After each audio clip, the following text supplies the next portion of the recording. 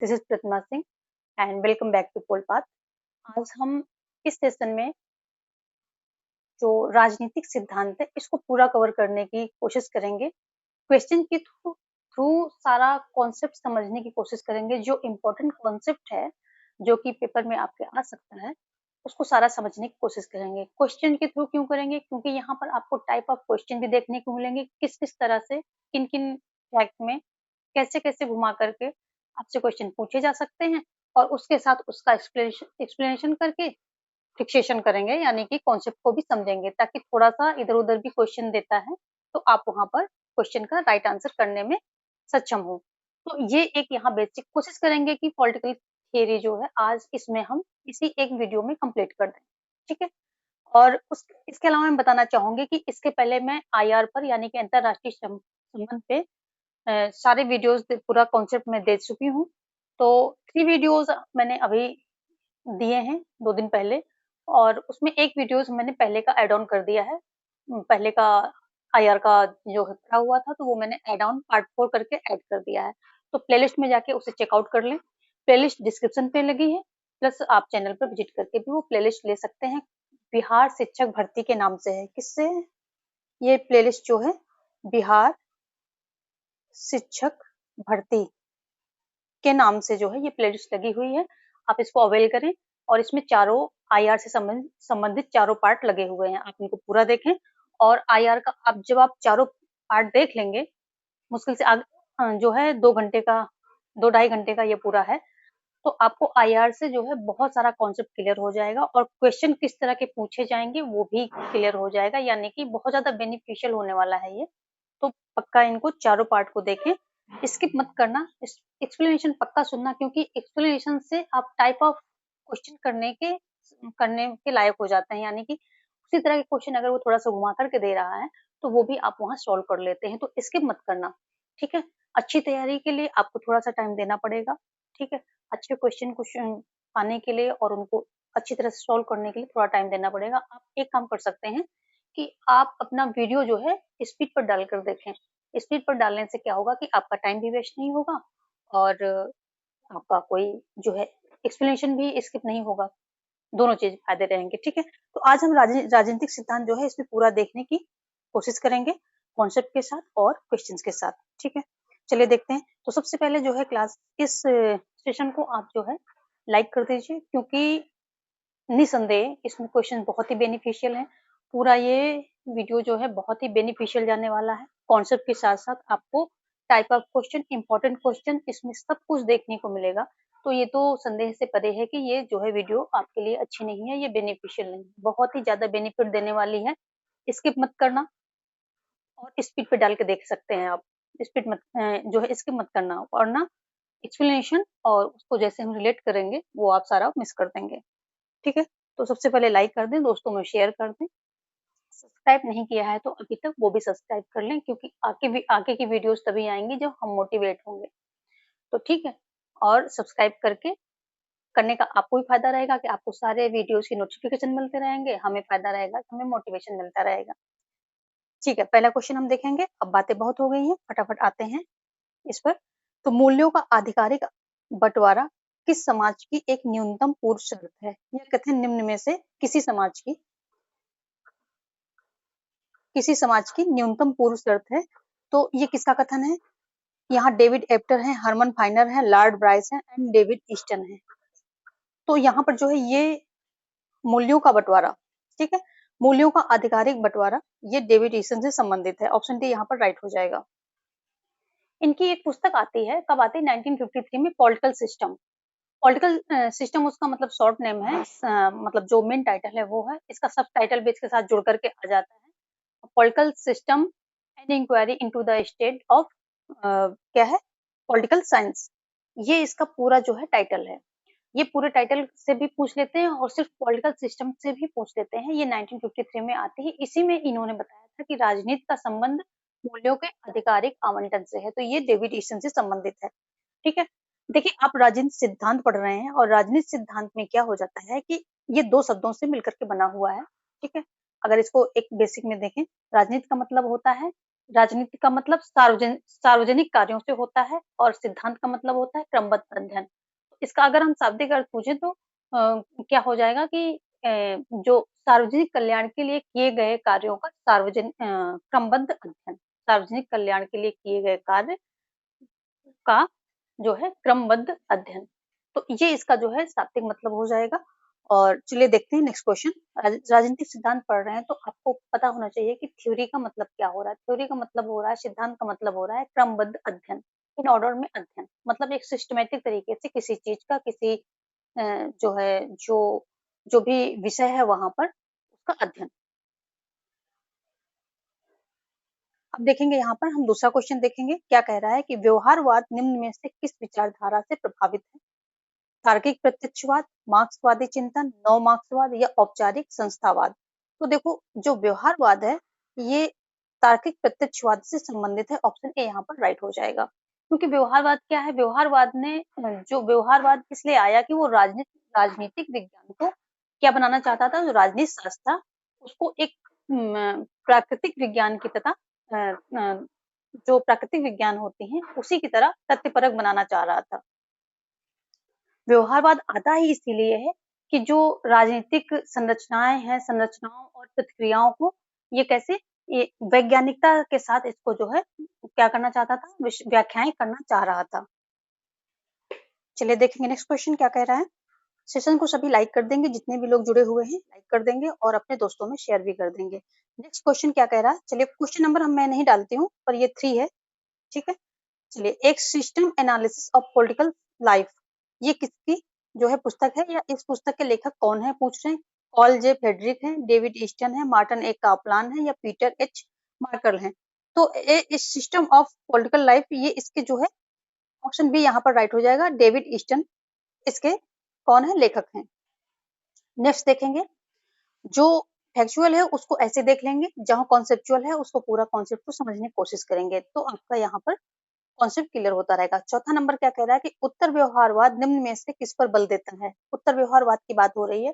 देखो जो परंपरागत जो जितने भी उपागम थे उनमें क्या है, ये दार्शनिकता ज्यादा थी और क्या थी, अमूर्तता थी, ये सारी चीजें थी। तो इसको जो है विरोध किया किसने, व्यवहारवाद ने।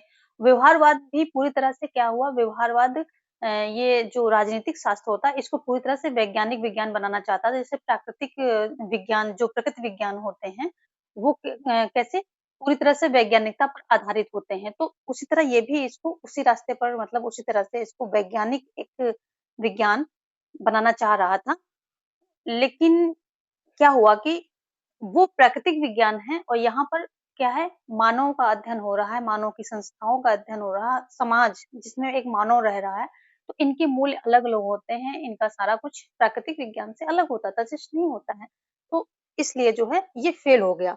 उसके बाद फिर उत्तर व्यवहारवाद आता है, उसमें भी तो उत्तर व्यवहारवाद के विरोध में, या कहने विरोध नहीं, उसका एक विकसित चरण उत्तर व्यवहारवाद आता है, ठीक है। तो वही पूछ रहा है, उत्तर व्यवहारवाद निम्न में से किस पर बल देता है। तो यही पूछना है, उपादेयता पर देता है, कार्य पर देता है, उपादेयता तथा कार्य दोनों पर, या फिर कोई नहीं। तो जो उत्तर व्यवहारवाद है वो प्रासंगिकता और कार्रवाई दोनों पर बल देता है। तो उसको यहाँ पर जो है बदल करके दे दिया है, उपादेयता तथा कार्रवाई, यानी प्रासंगिकता, प्रासंगिकता कोई चीज कितनी उपयोगी है, और कार्य यानी कि कितना वो कार्य कर रही, कार्रवाई उस कार्य कैसे कैसे उसके कार्य होंगे, दोनों पर। तो यहाँ पर लिख भी देती हूँ मैं, क्योंकि ज्यादातर इसी से पूछता है, प्रासंगिकता एवं कार्रवाई से। लेकिन कभी उपादेयता भी पूछ देता है, तो दोनों जो आपको टर्म पता होनी चाहिए, प्रासंगिकता एवं कार्रवाई, ये इसका नारा भी है, ठीक है। ये इसका नारा भी है उत्तर व्यवहारवाद का, तो वो भी आप ध्यान ध्यान रखेंगे। ऑप्शन सी यहाँ पर राइट हो जाएगा। कोई भी पूछ सकता है, चाहे ये या फिर नीचे। नेक्स्ट क्वेश्चन क्या कह रहा है कि निम्नलिखित में से किसने द पॉलिटिकल सिस्टम पुस्तक लिखी। देखिए वही है, द पॉलिटिकल सिस्टम भी पूछ लेगा, या political system in inquiry to the state of political science, कुछ भी पूछ सकता है। पूरा सब टाइटल भी दे सकता है या फिर ओनली मेन टाइटल यानी कि पॉलिटिकल सिस्टम, ये भी दे सकता है।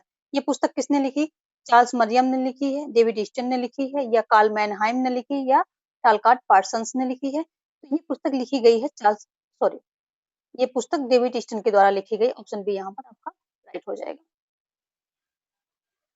चलिए देखेंगे नेक्स्ट क्वेश्चन। अगला क्वेश्चन क्या कह रहा है कि जब मैं राजनीतिक विज्ञान, ये शायद कौन सा क्वेश्चन था, ये आपका 5 हो गया और ये हो गया 6।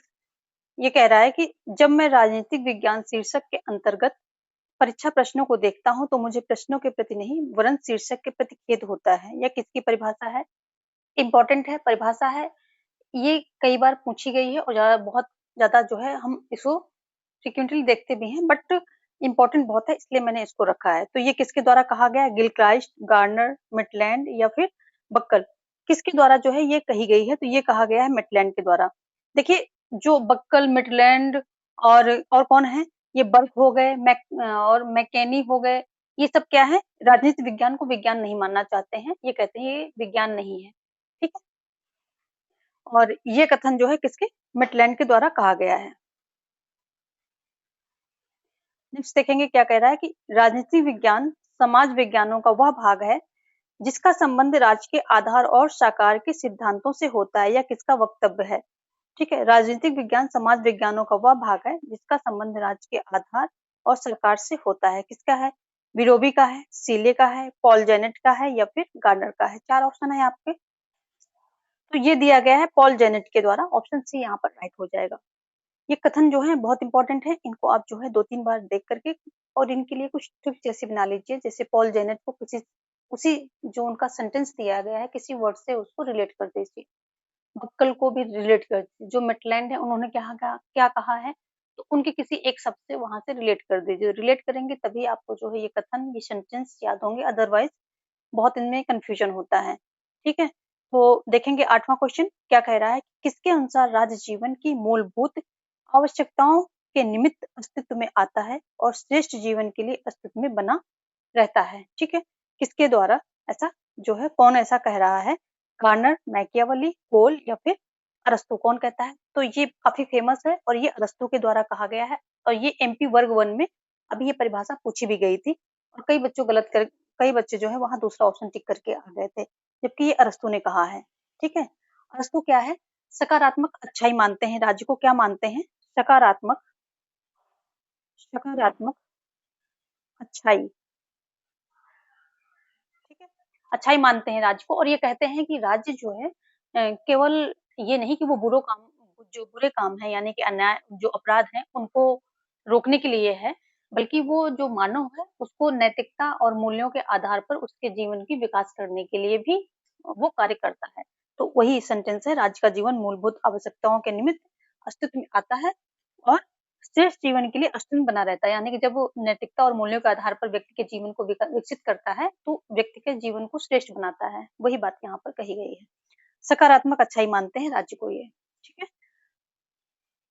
और देखो राजनीति जो शब्द है इसका सबसे पहले प्रयोग किसने किया था? तो ये अरस्तू ने किया था। क्वेश्चन ये भी आया था, शायद एमपी वर्ग 1 में ही आया था। अभी रिसेंटली ये सारे क्वेश्चन पूछे जा रहे हैं, तो ये भी आप ध्यान रखेंगे। आगे क्या है? यूनानी नगर राज्य का आधुनिक नाम क्या है?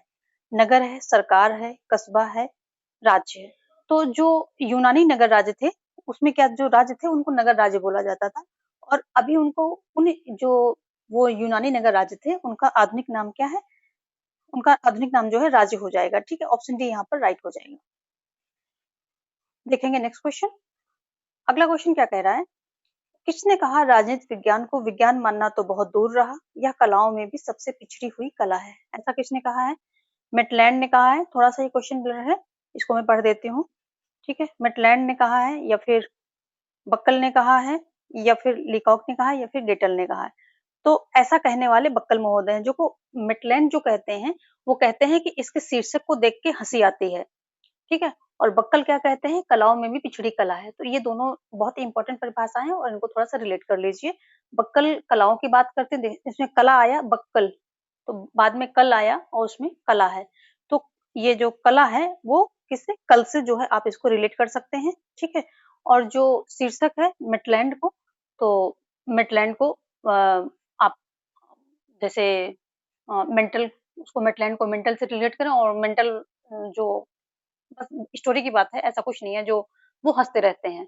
तो ठीक है, तो उनको हँसी आ रही, मेटलैंड को हँसी आ रही है उससे, जो शीर्षक को देख कर के हँसी आ रही है, ठीक है? मेटलैंड को मेंटल से रिलेट करें, और जो कथन है उसको रिलेट करें, हँसी आ रही है, तो मेंटल जो व्यक्ति है उसको हँसी आ रही है, तो मेटलैंड को हँसी आ रही है, वो हो जाएगा मेटलैंड से, बक्कल हो जाएगा, कल और कला, तो ये बक्कल हो जाएगा। ये ठीक है, थोड़ा-सा सुनने में वैसा लगता है, बट कोई दिक्कत नहीं है।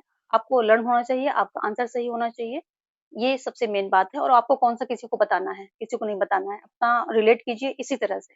मैं इसी तरह से रिलेट करती हूँ, कुछ भी ऊट-पटांग। मुझे ये याद होना चाहिए, वो मुझे पता है। कभी-कभी मुँह से निकल जाता है आप लोगों को पढ़ाते समय, अदरवाइज़ ये सब मेरी ट्रिक्स हैं। ऐसे मैं सारे सेंटेंसेस को याद रखती हूँ, और आप लोग भी ऐसे ही रखें, ठीक है? चलिए, हाँ, यहाँ पर ऑप्शन नहीं दिया, बक्कल हमने बता दिया है, बक्कल हो जाएगा, ठीक है? बक्कल हो जाएगा। ऐसे रिलेट कीजिए, देखो, जब आपको सक्सेस लेनी होती है ना, तो मैटर नहीं करता हम किस कौन-सी स्ट्रेटजी अपना रहे हैं, किस तरीके से लर्न कर रहे हैं। बात ये है कि आपको लर्न होना चाहिए। आगे देखेंगे, राजनीतिक विज्ञान हमें बतलाता है कि पिछले समय में राज्य का क्या-क्या रूप रहा है, इस समय उसका क्या स्वरूप है, और इसका आदर्श स्वरूप क्या होना चाहिए। ये कथन किसका है? तो ये कथन ऑप्शन में आपके सामने है, गेटल है, मैकाइवर है, सर अर्नेस्ट बेन है, या सिज्विक है। तो देखो, ये भी काफ़ी फेमस परिभाषा है, और ये किसके द्वारा कही गई है? ये गेटल के द्वारा कही गई है। इसी तरह एक गार्डनर की भी बहुत फेमस परिभाषा है, वो भी हमने रखेंगे। तो ये सारी परिभाषाएँ क्या हैं जो अभी तक हमने दी हैं, बहुत इम्पोर्टेंट हैं। इनको आप कहीं न कहीं रिलेट करके इसको देखिए। गेटल जो है, क्या कहते हैं कि इसका राज्य में क्या-क्या रूप रहा है, और इसका जो है क्या स्वरूप है, और आदर्श स्वरूप क्या होना चाहिए। ये सारी बातें, यानी कि उसके रूप स्वरूप की बात कौन कर रहा है? गेटल कर रहे हैं, ठीक है? चलिए देखेंगे नेक्स्ट क्वेश्चन हम। सेशन को सभी लाइक, जितने भी लोग जुड़ रहे हैं, लाइक करते जाएँ। जुड़ते ही सबसे पहले लाइक कर दें, ताकि आपको जो है बीच में डिस्टर्ब ना होना पड़े। क्योंकि पढ़ने लगते हैं तो हम भी भूल जाते हैं, और आप भी भूल जाते हैं, ठीक है? आगे क्या है, निम्नलिखित में से कौन राजनीतिक विज्ञान को विज्ञान नहीं मानता है? कौन नहीं मानता है? अरस्तू नहीं मानते हैं, जेलिनेक नहीं मानते, लॉर्ड ब्राइस नहीं मानते हैं, या एफ.डब्ल्यू. मेटलैंड नहीं मानते हैं। कौन नहीं मानता है? तो देखो, अभी-अभी हमने बताया आपको, जैसे मोस्का हो गए, और कौन हो गए? रोगनबर्ग हो गए, और मेटलैंड हो गए, बक्कल हो गए, ठीक है? तो ये सब क्या? ये सब राज्य को राज्य नहीं मानते हैं, कामटे हो गए, है ना? ये, और राजनीतिक विज्ञान को क्या है? विज्ञान नहीं मानते हैं। जबकि विज्ञान मानने वाले में, कि राजनीतिक विज्ञान को विज्ञान मानने वालों में अगर बात करें, तो अरस्तू हो जाएँगे, बोदा हो जाएँगे, हॉब्स हो जाएँगे, मांटेस्क्यू हो जाएँगे, ये सारे जो हैं, ब्राइस, बेंडसली, ये सारे आ जाते हैं इसमें। किसको? जो राजनीतिक विज्ञान को विज्ञान मानते हैं, उसकी श्रेणी में आ जाएँगे। तो 2 कैटेगरी हैं यहाँ पर विचारकों की, एक नहीं मानता, एक मानता है। तो देखो, ये जेनी लेक दिए हैं, ये भी नहीं मानते हैं। जो जेनी लेक यहाँ पर दिया गया है, ये भी जो है राजनीतिक विज्ञान को क्या मानते हैं? विज्ञान मानते हैं। तो ये तीनों ही विज्ञान मानने वालों में हैं, और जबकि ये जो मेटलैंड, बक्कल, बर्ग, ये सब क्या हैं? ये नहीं मानते हैं। तो ऑप्शन डी यहाँ पर राइट हो जाएगा। देखेंगे नेक्स्ट क्वेश्चन। अगला क्वेश्चन क्या कह रहा है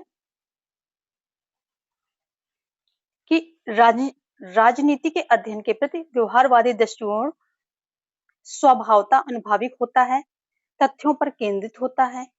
इसमें राजनीति यथार्थ के वैज्ञानिक दृष्टि पर अध्ययन केंद्रित किया जाता है, और इसमें दर्शन पर बल दिया जाता है। नीचे दिए गए विकल्प से सही उत्तर का चयन करना है। पहला है आपका, पहला दूसरा है, जबकि बी कह रहा है पहला दूसरा तीसरा है, सी कह रहा है पहला दूसरा और चौथा है, जबकि डी कह रहा है दूसरा तीसरा और चौथा है, ठीक है? तो देखो, यहाँ पर क्या होता है कि जो ये व्यवहारवादी दृष्टिकोण है, ये किस पर बल देता है, ये देख लेते हैं पहले। तो ये जो है स्वभावतः अनुभाविक होता है, यानी कि अनुभव के आधार पर जो अध्ययन होते हैं, उस पर ये विश्वास करता है। अनुभाविक अध्ययन इसमें किया जाता है। तथ्यों पर जो है केंद्रित होता है, यानी कि तथ्यों पर ये बहुत ज़्यादा जोर देता है, ठीक है? और इसमें राजनीतिक यथार्थ के वैज्ञानिक दृष्टि पर ध्यान केंद्रित किया जाता है, यानी कि वैज्ञानिक अध्ययन पर, जो वैज्ञानिक पद्धतियाँ हैं, वैज्ञानिक पद्धतियों के द्वारा अध्ययन करने पर ये जोर देता है। लेकिन इसमें दर्शन का बात नहीं कही, जो परंपरागत राजनीतिक सिद्धांत होते हैं, उसमें दर्शन जो है इंक्लूडेड था, यानी कि उसमें दर्शन की बात होती थी, दर्शन पर जो है केंद्रित था, लेकिन ये नहीं है। तो यहाँ पर ये 3 तथ्य हो जाएँगे, साथ में यहाँ जो निरपेक्षता हो जाता है वो भी आ जाएगा, और जो इसमें मानवीय स्वभाव का अध्ययन आ जाएगा, ठीक है? ये सारी चीज़ें और इंक्लूड हो जाएँगी। और सबसे मेन चीज़ इसमें जो है मूल्य निरपेक्षता पर बल दिया गया था, यानी कि मूल्यों से मतलब निरपेक्ष, तटस्थ रहो। लेकिन जब यही सारी कमियाँ थी, क्योंकि ये व्यवहारवाद क्या था, इसको पूरी तरह से वैज्ञानिक बनाने पर तुला हुआ था, जैसे कि प्राकृतिक विज्ञान होते हैं, साइंसेज़ वगैरह होती हैं, तो उस तरह से बनाने पे तुला हुआ था। इसलिए इसने जो है मूल्यों से दूर रहने की बात की, मूल्य निरपेक्षता की बात की। फिर आगे जब इसमें संशोधन किया जाता है, जब उत्तर व्यवहारवादी इसके संशोधन के रूप में ही आता है, तो उसमें मूल्यों को इंक्लूड करते हैं डेविड ईस्टन महोदय, ठीक है? जबकि दोनों के जनक जो हैं डेविड ईस्टन ही हैं, व्यवहारवाद के भी और उत्तर व्यवहारवाद के भी, दोनों के हैं। चलिए देखेंगे आगे। यहाँ पर जो है आपका जो है क्या है, पहला सही हो जाएगा और दूसरा सही हो जाएगा, तीसरा भी सही हो जाएगा, तो पहला, दूसरा, तीसरा ऑप्शन बी यहाँ आपका राइट हो जाएगा। अगला क्वेश्चन क्या कह रहा है कि शक्ति के संदर्भ में किया जाने वाला राजनीतिक कार्य राजनीति है, यह परिभाषा दी है, किसने दी है? सेबाइन ने दिया है, या गार्डनर ने दिया है, लास्पेल ने दिया है, या बार्कर ने दिया है? शक्ति के संदर्भ में किया जाने वाला राजनीतिक कार्य राजनीति है, यह किसके द्वारा दिया गया है? तो देखो यहाँ पर जो है ऑप्शन हो जाएगा सी, लास्टवेल, ठीक है? ऑप्शन सी यहाँ पर शक्ति के संदर्भ में किया जाने वाला राजनीतिक कार्य राजनीति है, ये परिभाषा किसकी, लास्टवेल के द्वारा दी गई है। ऑप्शन सी यहाँ पर राइट हो जाएगा। चलिए देखेंगे नेक्स्ट क्वेश्चन हम। अगला क्वेश्चन क्या कह रहा है, न्यू एस्पेक्ट ऑफ पॉलिटिक्स किसकी पुस्तक है, यानी इस पुस्तक के लेखक कौन है? ग्राहम वालास हैं, चार्ल्स ई मेरियम हैं, ये एफ ए बेंटले हैं, या फिर जॉन लॉक हैं, कौन है? तो इस पुस्तक के लेखक कौन है? चार्ल्स ई मेरियम है। देखो यहाँ पर एक बात समझने वाली है कि चार्ल्स ई मेरियम का जो आधुनिक राजनीतिक सिद्धांत आया है, उसको लाने में इनका बहुत बड़ा योगदान रहा है। जो परंपरागत राजनीतिक सिद्धांत के आधार पर जो आधुनिक राजनीतिक सिद्धांत लाया गया था, तो शिकागो में जो इसकी अध्यक्षता हुई थी, तो चार्ल्स ई मेरियम ने ही की थी इसकी अध्यक्षता। इनका काफी बड़ा योगदान है। इनकी पुस्तक जो न्यू एस्पेक्ट ऑफ पॉलिटिक्स ये भी है, और फिर प्राइमरी इलेक्शन, एक इनकी पुस्तक है प्राइमरी इलेक्शन, ये भी इनकी बुक है, ठीक है? 2 इनकी पुस्तक हैं, और इनको जो है बौद्धिक जनक भी कहा जाता है। किसका? आधुनिक राजनीतिक सिद्धांत का जो है बौद्धिक जनक भी कहा जाता है। चलिए देखेंगे नेक्स्ट क्वेश्चन। तो ये भी जो है बुक इनकी इंपॉर्टेंट है, प्राइमरी इलेक्शन, और इन्हें बौद्धिक जनक कहा जाता है। किसका? ये भी आप देख लेंगे, नोट डाउन कर लीजिए। बौद्धिक जनक कहा जाता है। बौद्धिक बौद्धिक जनक किसको? चार्ल्स ई मेरियम को, ठीक है? किसका? जो आधुनिक राजनीतिक सिद्धांत है, क्योंकि इसको लाने में इनका बहुत बड़ा रोल रहा, अध्यक्षता भी इन्होंने ही की थी, ठीक है? आगे देखेंगे हम। सेशन को सब लोग लाइक कर दें, जो भी लोग जुड़े हुए हैं, क्योंकि ये जो पूरा आपका सेशन है, ये पूरा जो आपका पॉलिटिकल थ्योरी है, ये बहुत ही ज्यादा बेनिफिशियल होने वाली है आपको। पूरा अगर आप सुनेंगे, तो यहाँ से बहुत सारा कॉन्सेप्ट, बहुत सारा क्वेश्चन जो है आपको सीधे सीधे एग्जाम में देखने को मिलेगा। डेविड ईस्टन निम्नलिखित में से किसकी आलोचना करते हुए तथ्यों की निष्प्रयोजता का उल्लेख करते हैं?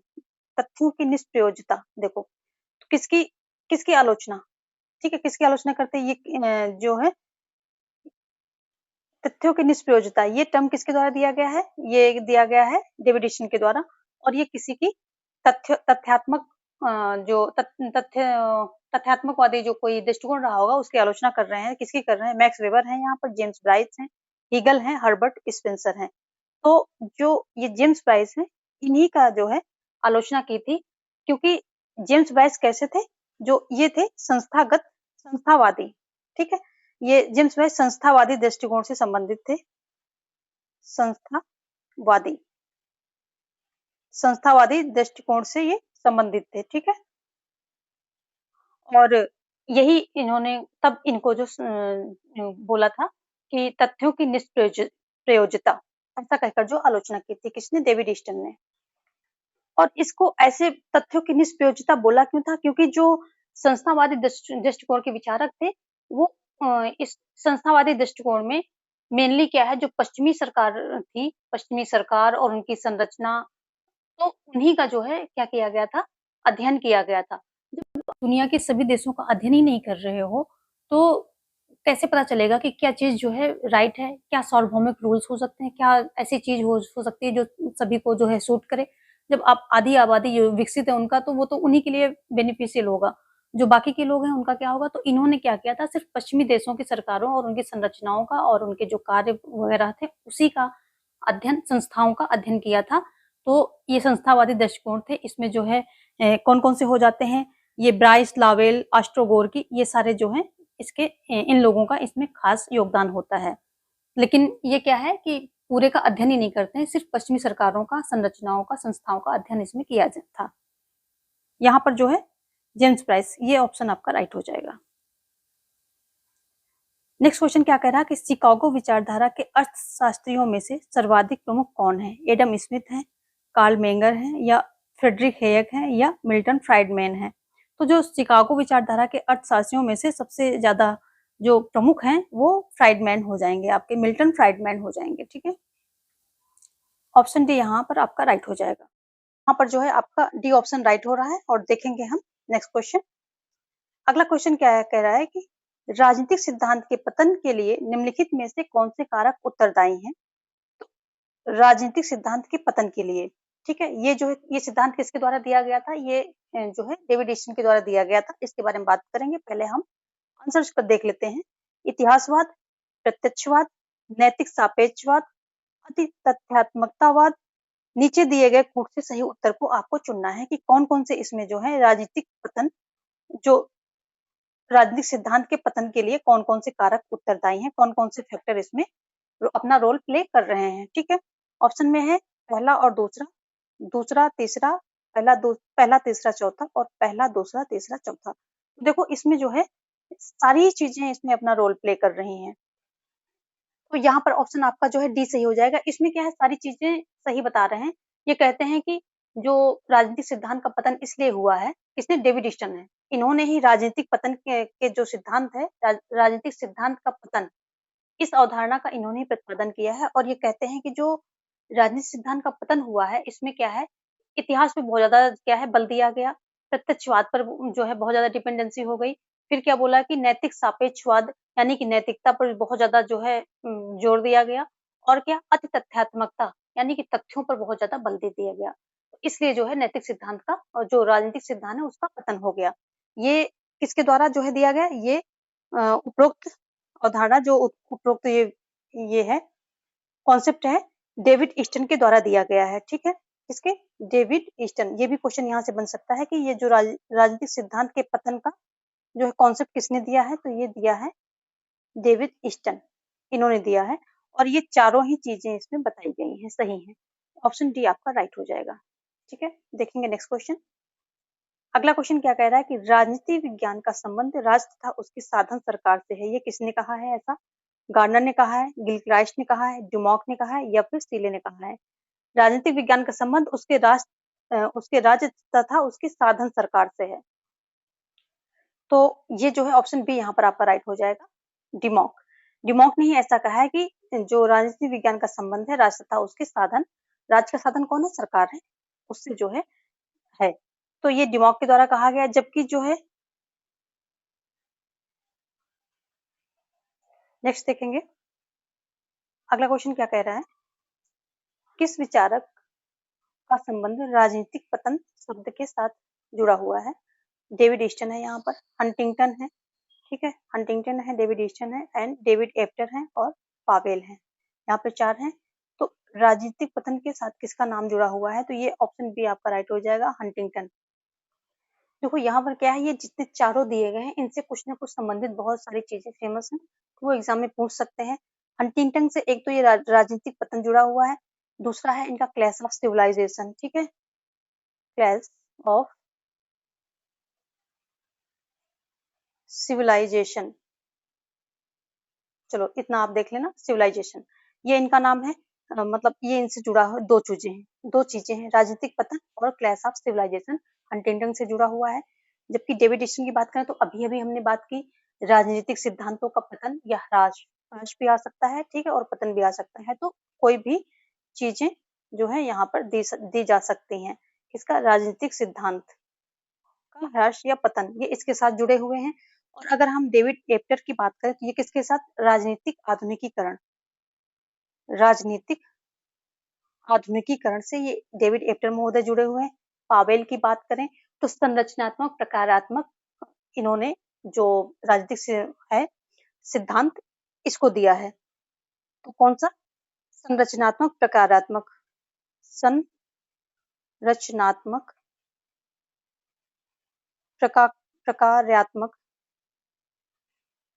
प्रकार्यात्मक, ये जो है इन्होंने सिद्धांत दिया है।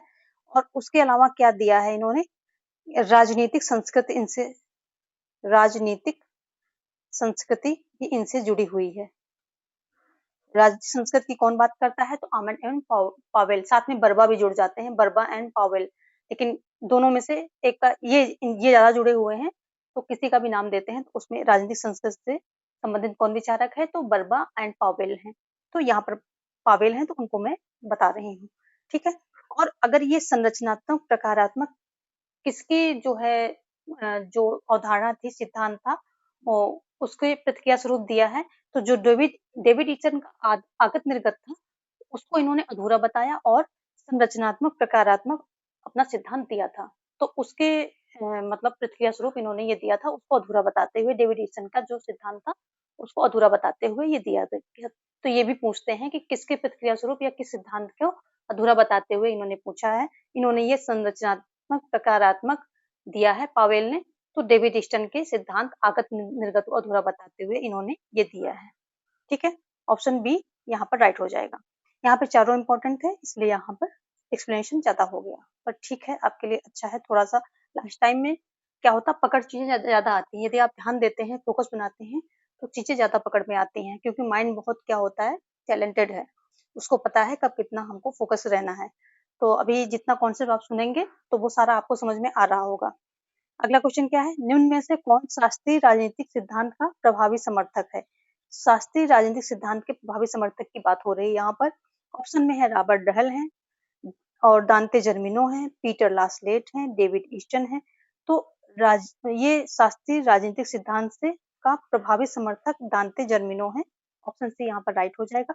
जबकि Robert Dahl, Peter Laslett, David Easton, ये सब क्या है, ये सब जो है राजनीतिक पतन से संबंधित हैं। जो राजनीतिक पतन का सिद्धांत दिया है इन्होंने उससे संबंधित है। इसमें कोबा भी आ जाएंगे, देखो रॉबर्ट डहाल है, लासलेट है, डेविड ईस्टन है, चौथे कोबा भी आ जाएंगे। ये सभी क्या है, राजनीतिक पतन की संकल्पना देते हैं, ठीक है।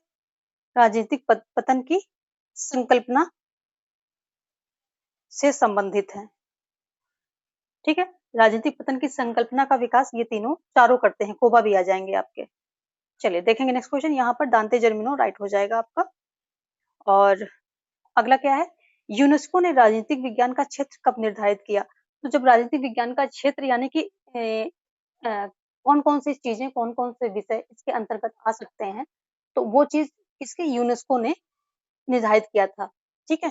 तो कब किया था, 1948 में किया, या 1950 में किया, 1949 में किया था, या फिर 1951 में किया था।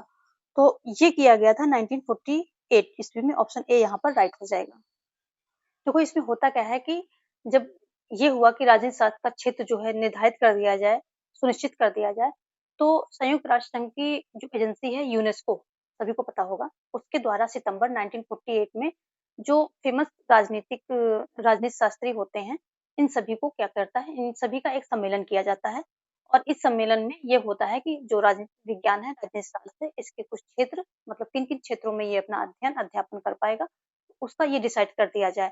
तो इसमें जो है जब सम्मेलन में क्या डिसीजन हुआ, इसमें 4 प्रकार की चीजें रखी गई, 4 पॉइंट रखे गए। एक तो इसमें आ जाएगा कि राजनीतिक सिद्धांत आ जाएगा, जो कि आप अभी पढ़ रहे हैं, ठीक है। राजनीतिक सिद्धांत आ जाएगा। दूसरा आ जाएगा कि राजनीतिक राजनीतिक संस्थाएं आ जाएंगी, संस्थाएं, ठीक है, ये आ जाएंगी। फिर क्या इन्होंने बोला था कि राजनीतिक दल, पार्टी वगैरह जो होती हैं, समूह, और क्या, लोकमत, ठीक है। लोकमत जो चुनाव वगैरह होते हैं, ये सारी चीजें आ जाएंगी किसके, राजनीति शास्त्र के अंतर्गत। राजनीति और चौथा जो पॉइंट इन लोगों ने डिसाइड किया वो था क्या, अंतरराष्ट्रीय संबंध भी इसके अंतर्गत आ जाएंगे। ठीक है, अंतरराष्ट्रीय संबंध। तो ये 4 चीजें जो है डिसाइड की गई थी किसमें, जो यूनेस्को के द्वारा जो सम्मेलन किया गया था, और उसमें सभी फेमस राजनीतिक जो राजनीति शास्त्री बुलाए गए थे उसके उनके द्वारा सम्मेलन में ये डिसाइड हुआ था। ऑप्शन यहाँ पर ए सही हो जाएगा, सितंबर में होती है ये। चलिए देखेंगे नेक्स्ट क्वेश्चन।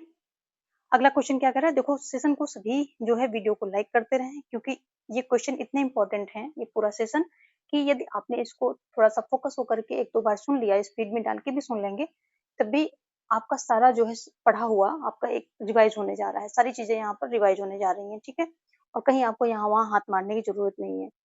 क्या है, राजनीति शास्त्र के पिता माने जाते हैं, कौन माने जाते हैं, सुकरात माने जाते हैं, या फिर चाणक्य माने जाते हैं, अरस्तु माने जाते हैं, या फिर कार्ल मार्क्स माने जाते हैं। तो राजनीति शास्त्र के पिता जो है अरस्तु माने जाते हैं। यहीं पर देख लेंगे जो आधुनिक राजनीति शास्त्र है उसके कौन है, मैकियावेली हो जाएंगे, और जो दार्शनिक राजनीति शास्त्र है उसके हो जाएंगे प्लेटो। तो ये तीनों आप सीक्वेंस में कर लीजिए। सिर्फ राजनीति शास्त्र के पिता हो जाएंगे अरस्तु, दार्शनिक अगर जुड़ गया तो प्लेटो हो जाएंगे, आधुनिक जुड़ जाएगा तो हो जाएंगे मैकियावेली। ऑप्शन बी यहाँ पर राइट हो जाएगा। सारा कॉन्सेप्ट जो है आपको रिवाइज करते चलना। मैराथन का मतलब ही यही होता है कि आप जो है एक सरसरी निगाह से सारी चीजों को जो है फटाफट जो भी मिल जाए उधर से आप रिवाइज करते हुए और उसको ग्रैस्प करते हुए चलिए। ठीक है, चलिए देखेंगे नेक्स्ट क्वेश्चन क्या कह रहा है। अगला क्वेश्चन कह रहा है कि राजनीति विज्ञान के अंतर्गत राज्य तथा सरकार का अध्ययन किया जाता है।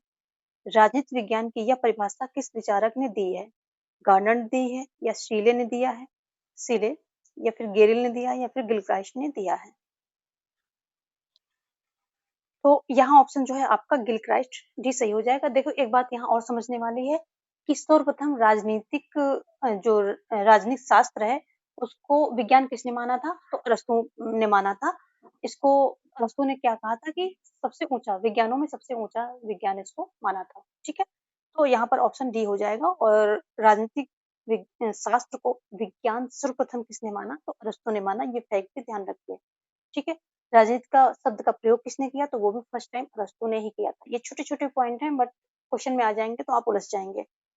चलिए देखेंगे हम नेक्स्ट क्वेश्चन क्या कह रहा है कि राजनीति शास्त्र का प्रारंभ और अंत राज्य के साथ ही होता है। यह कथन किसका है, तो देखो ये कथन बहुत ही फेमस है और इसमें आप जो है मिस्टेक बिल्कुल भी नहीं कर सकते हैं। ऑप्शन में लिकाक है, गिलक्राइस्ट है, लास्की है, गार्नर है। तो ये बेशक जो है बेझिझक आप गार्नर पर टिक करेंगे, ये गार्नर का ही है। ऑप्शन सी बहुत ही फेमस है, इसको बिल्कुल।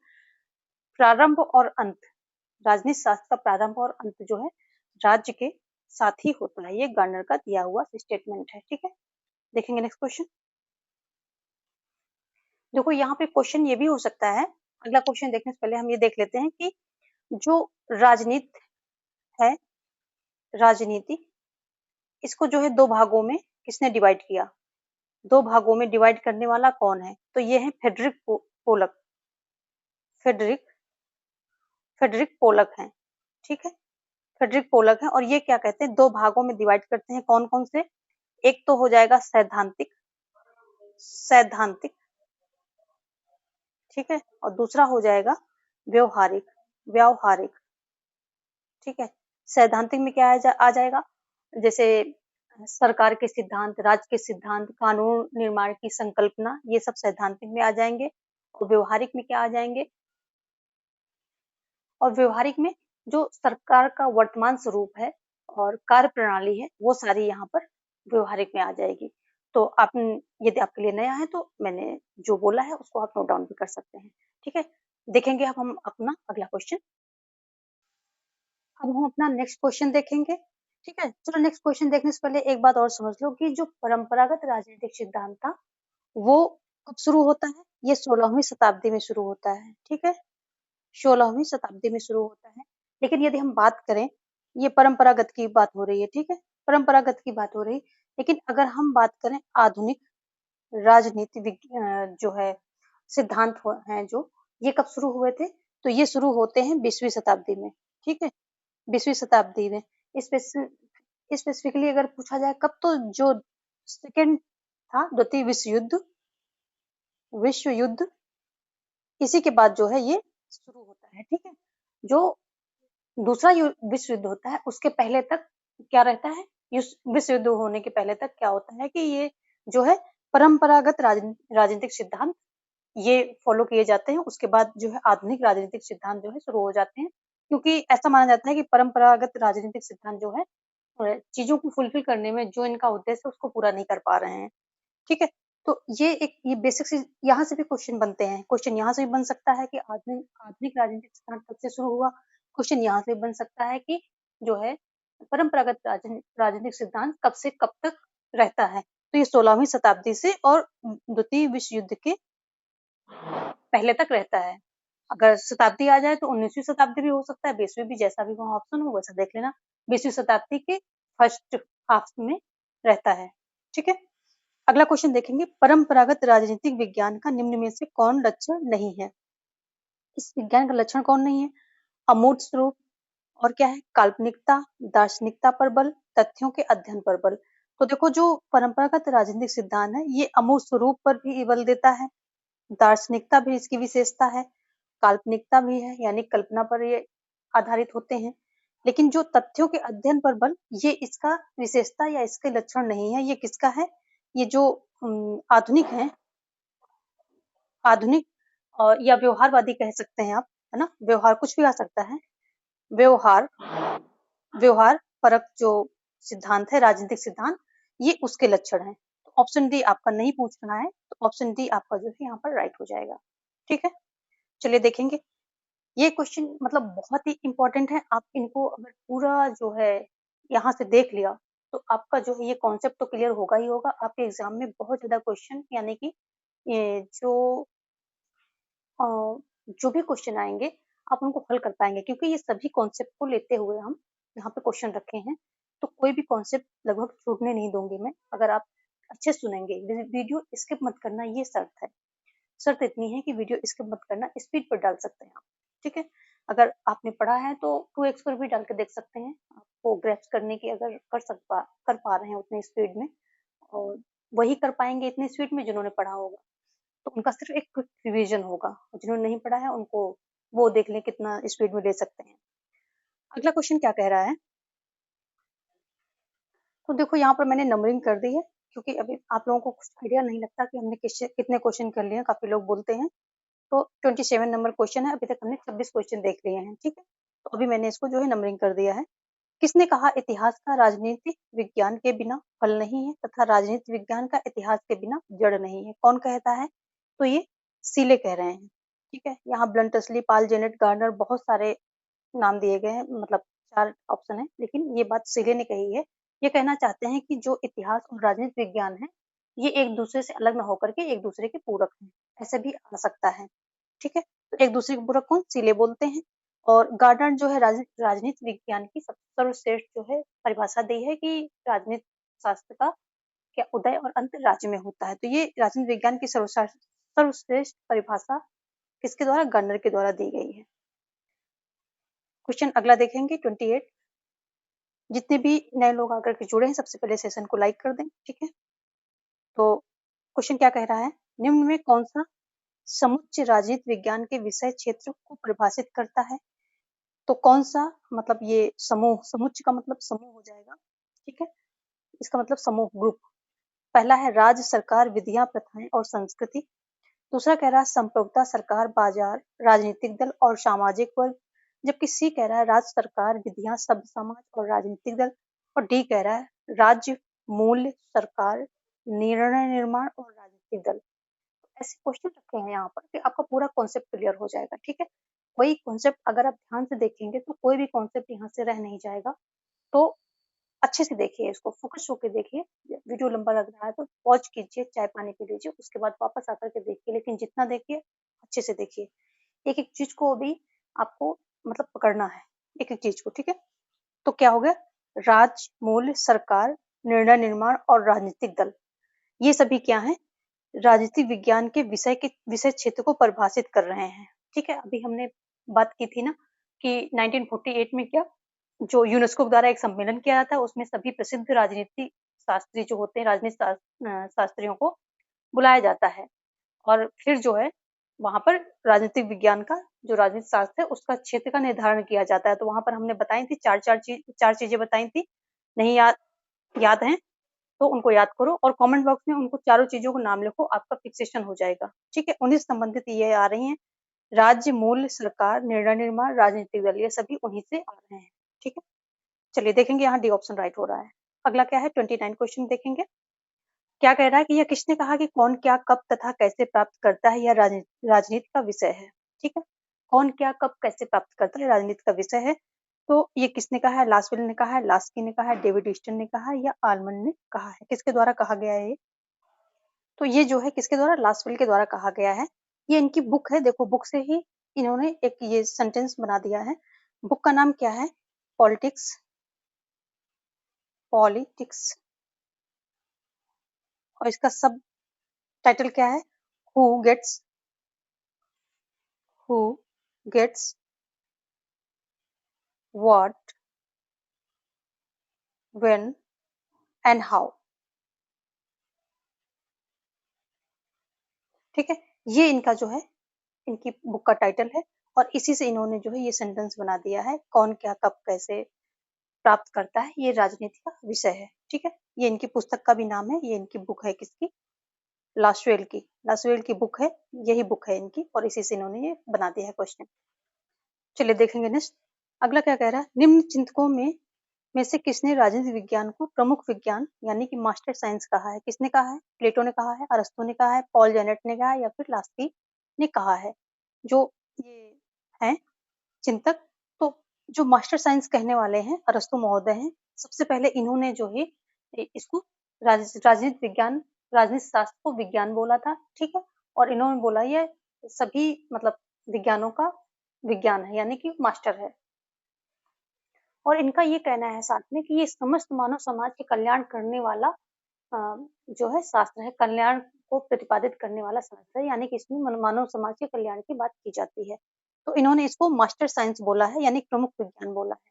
ठीक है, चलिए देखेंगे नेक्स्ट क्वेश्चन। और ये जो प्लेटो है, प्लेटो क्या कहते हैं, इनका भी देख लीजिए। प्लेटो कहते हैं कि राज्य राज्य व्यक्ति का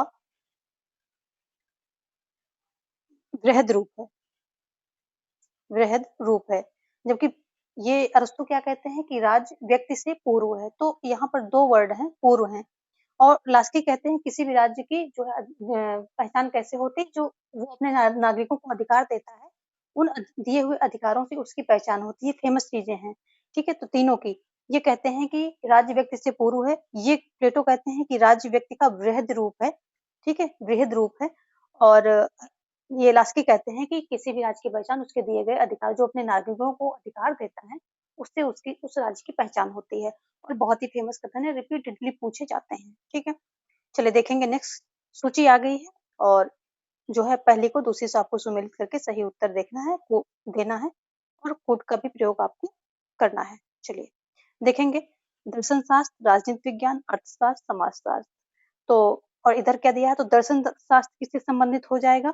चलिए सबसे इजी, सबसे पहले मिलाते हैं। तो शक्ति किससे संबंधित हो जाएगी, शक्ति का सीधा संबंध हो जाएगा राजनीति विज्ञान से हो जाएगा। ठीक है, राजनीति विज्ञान का शक्ति के संबंध हो जाएगा, अर्थशास्त्र का व्यापार से हो जाएगा, समाजशास्त्र का स्तर विन्यास यानी कि जो समाज में कई स्तर होते हैं, वर्ग, उनसे हो जाएगा, और दर्शन शास्त्र का मन से हो जाएगा क्योंकि कल्पना होती है यहाँ पर।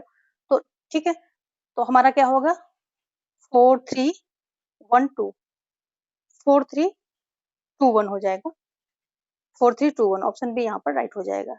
ठीक है, तो इनको जो है, ये तो खैर इसमें कुछ भी नहीं था, थोड़ा सा आप अगर ध्यान से देखेंगे तो आ जाएगा, लेकिन जो भी सूची वाले क्वेश्चन हैं उनको अच्छे से देखिए क्योंकि उनसे एक क्वेश्चन से आपके 10 क्वेश्चन सॉल्व होने होंगे आगे। आगे क्या कह रहा है कि नागरिक शास्त्र के शिक्षण का प्रमुख लक्ष्य अच्छे नागरिक तथा उच्च श्रेणी का नागरिक चरित्र उत्पन्न करना है, ये किसने कहा है, E.M. व्हाइट ने कहा है या फिर MP मोफट ने कहा है या बिनिंग एंड बिनिंग ने कहा है या F.J. गाउल्ड ने कहा है।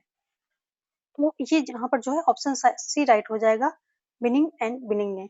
ये प्रवक्ता परीक्षा में पूछा गया है इसलिए ये क्वेश्चन यहाँ पर डाल दिया है। बहुत ज्यादा नहीं देखने को मिलता है पर कुछ पता नहीं चलता आयोग क्या डाल देगा। ठीक है, तो क्वेश्चन नंबर 33 क्या कह रहा है कि किसने कहा कि नागरिक शास्त्र अधिक और कम मानव ज्ञान की वह उपयोगी शाखा है जो नागरिक से संबंधित प्रत्येक चीज का वर्णन करती है। गार्डनर ने कहा है, एल.डी. व्हाइट ने कहा है, ब्राइस ने कहा है या गिलक्राइस्ट ने कहा है? किसने कहा है? तो देखो ये भी गार्डनर के द्वारा दी गई परिभाषा है। ये गार्डनर महोदय ने कहा गया। ये भी पूछा हुआ क्वेश्चन, ये परिभाषा आया हुआ है पीजीटी लेवल पे, ठीक है। तो ये क्या कहते हैं कि नागरिक शास्त्र अधिक और कम मानव ज्ञान की उपयोगी शाखा है जो नागरिक से संबंधित प्रत्येक चीज का वर्णन करती है। जो प्रत्येक चीज का वर्णन करती है गार्डनर, गार्डनर से संबंधित है ये, ठीक है। अगला क्या है कि राजनीति विज्ञान में व्यवहार क्रांति के जनक के रूप में किसे जाना जाता है?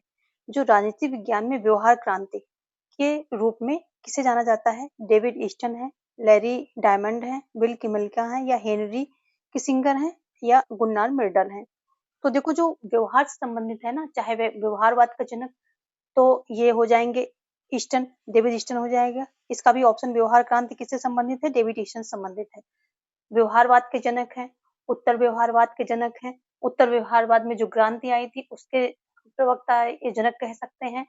और जो अ, ये व्यवहारवाद से उत्तर व्यवहारवाद लाया गया जब, तो ये व्यवहारवाद का संशोधित रूप था, यानी कि ये एक नई कोई शाखा नहीं थी, ना नया उपागम था, कोई सिद्धांत भी नया नहीं था, सिर्फ व्यवहारवाद में एक संशोधन था जो कि उत्तर व्यवहारवाद बन गया। तो इसमें जब लाया गया तो इसका क्या है कि ये वास्तविक क्रांति के नाम से इसको दिया गया है। तो अगर पूछे वास्तविक क्रांति किससे संबंधित है, तो ये उत्तर व्यवहारवाद से संबंधित है। या फिर आए कि अगर संशोधन जो किया गया है तो वो क्या था, जो वास्तविक क्रांति क्या थी, तो वो संशोधन था।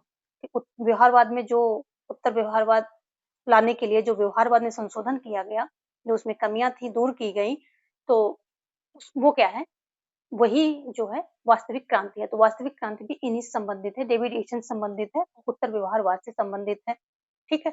और अगर बात आती है कि कि मूल्यों का, अगर मूल्यों की बात आती है तो देखो व्यवहारवाद में मूल्यों से तटस्थ रहने की बात की गई थी।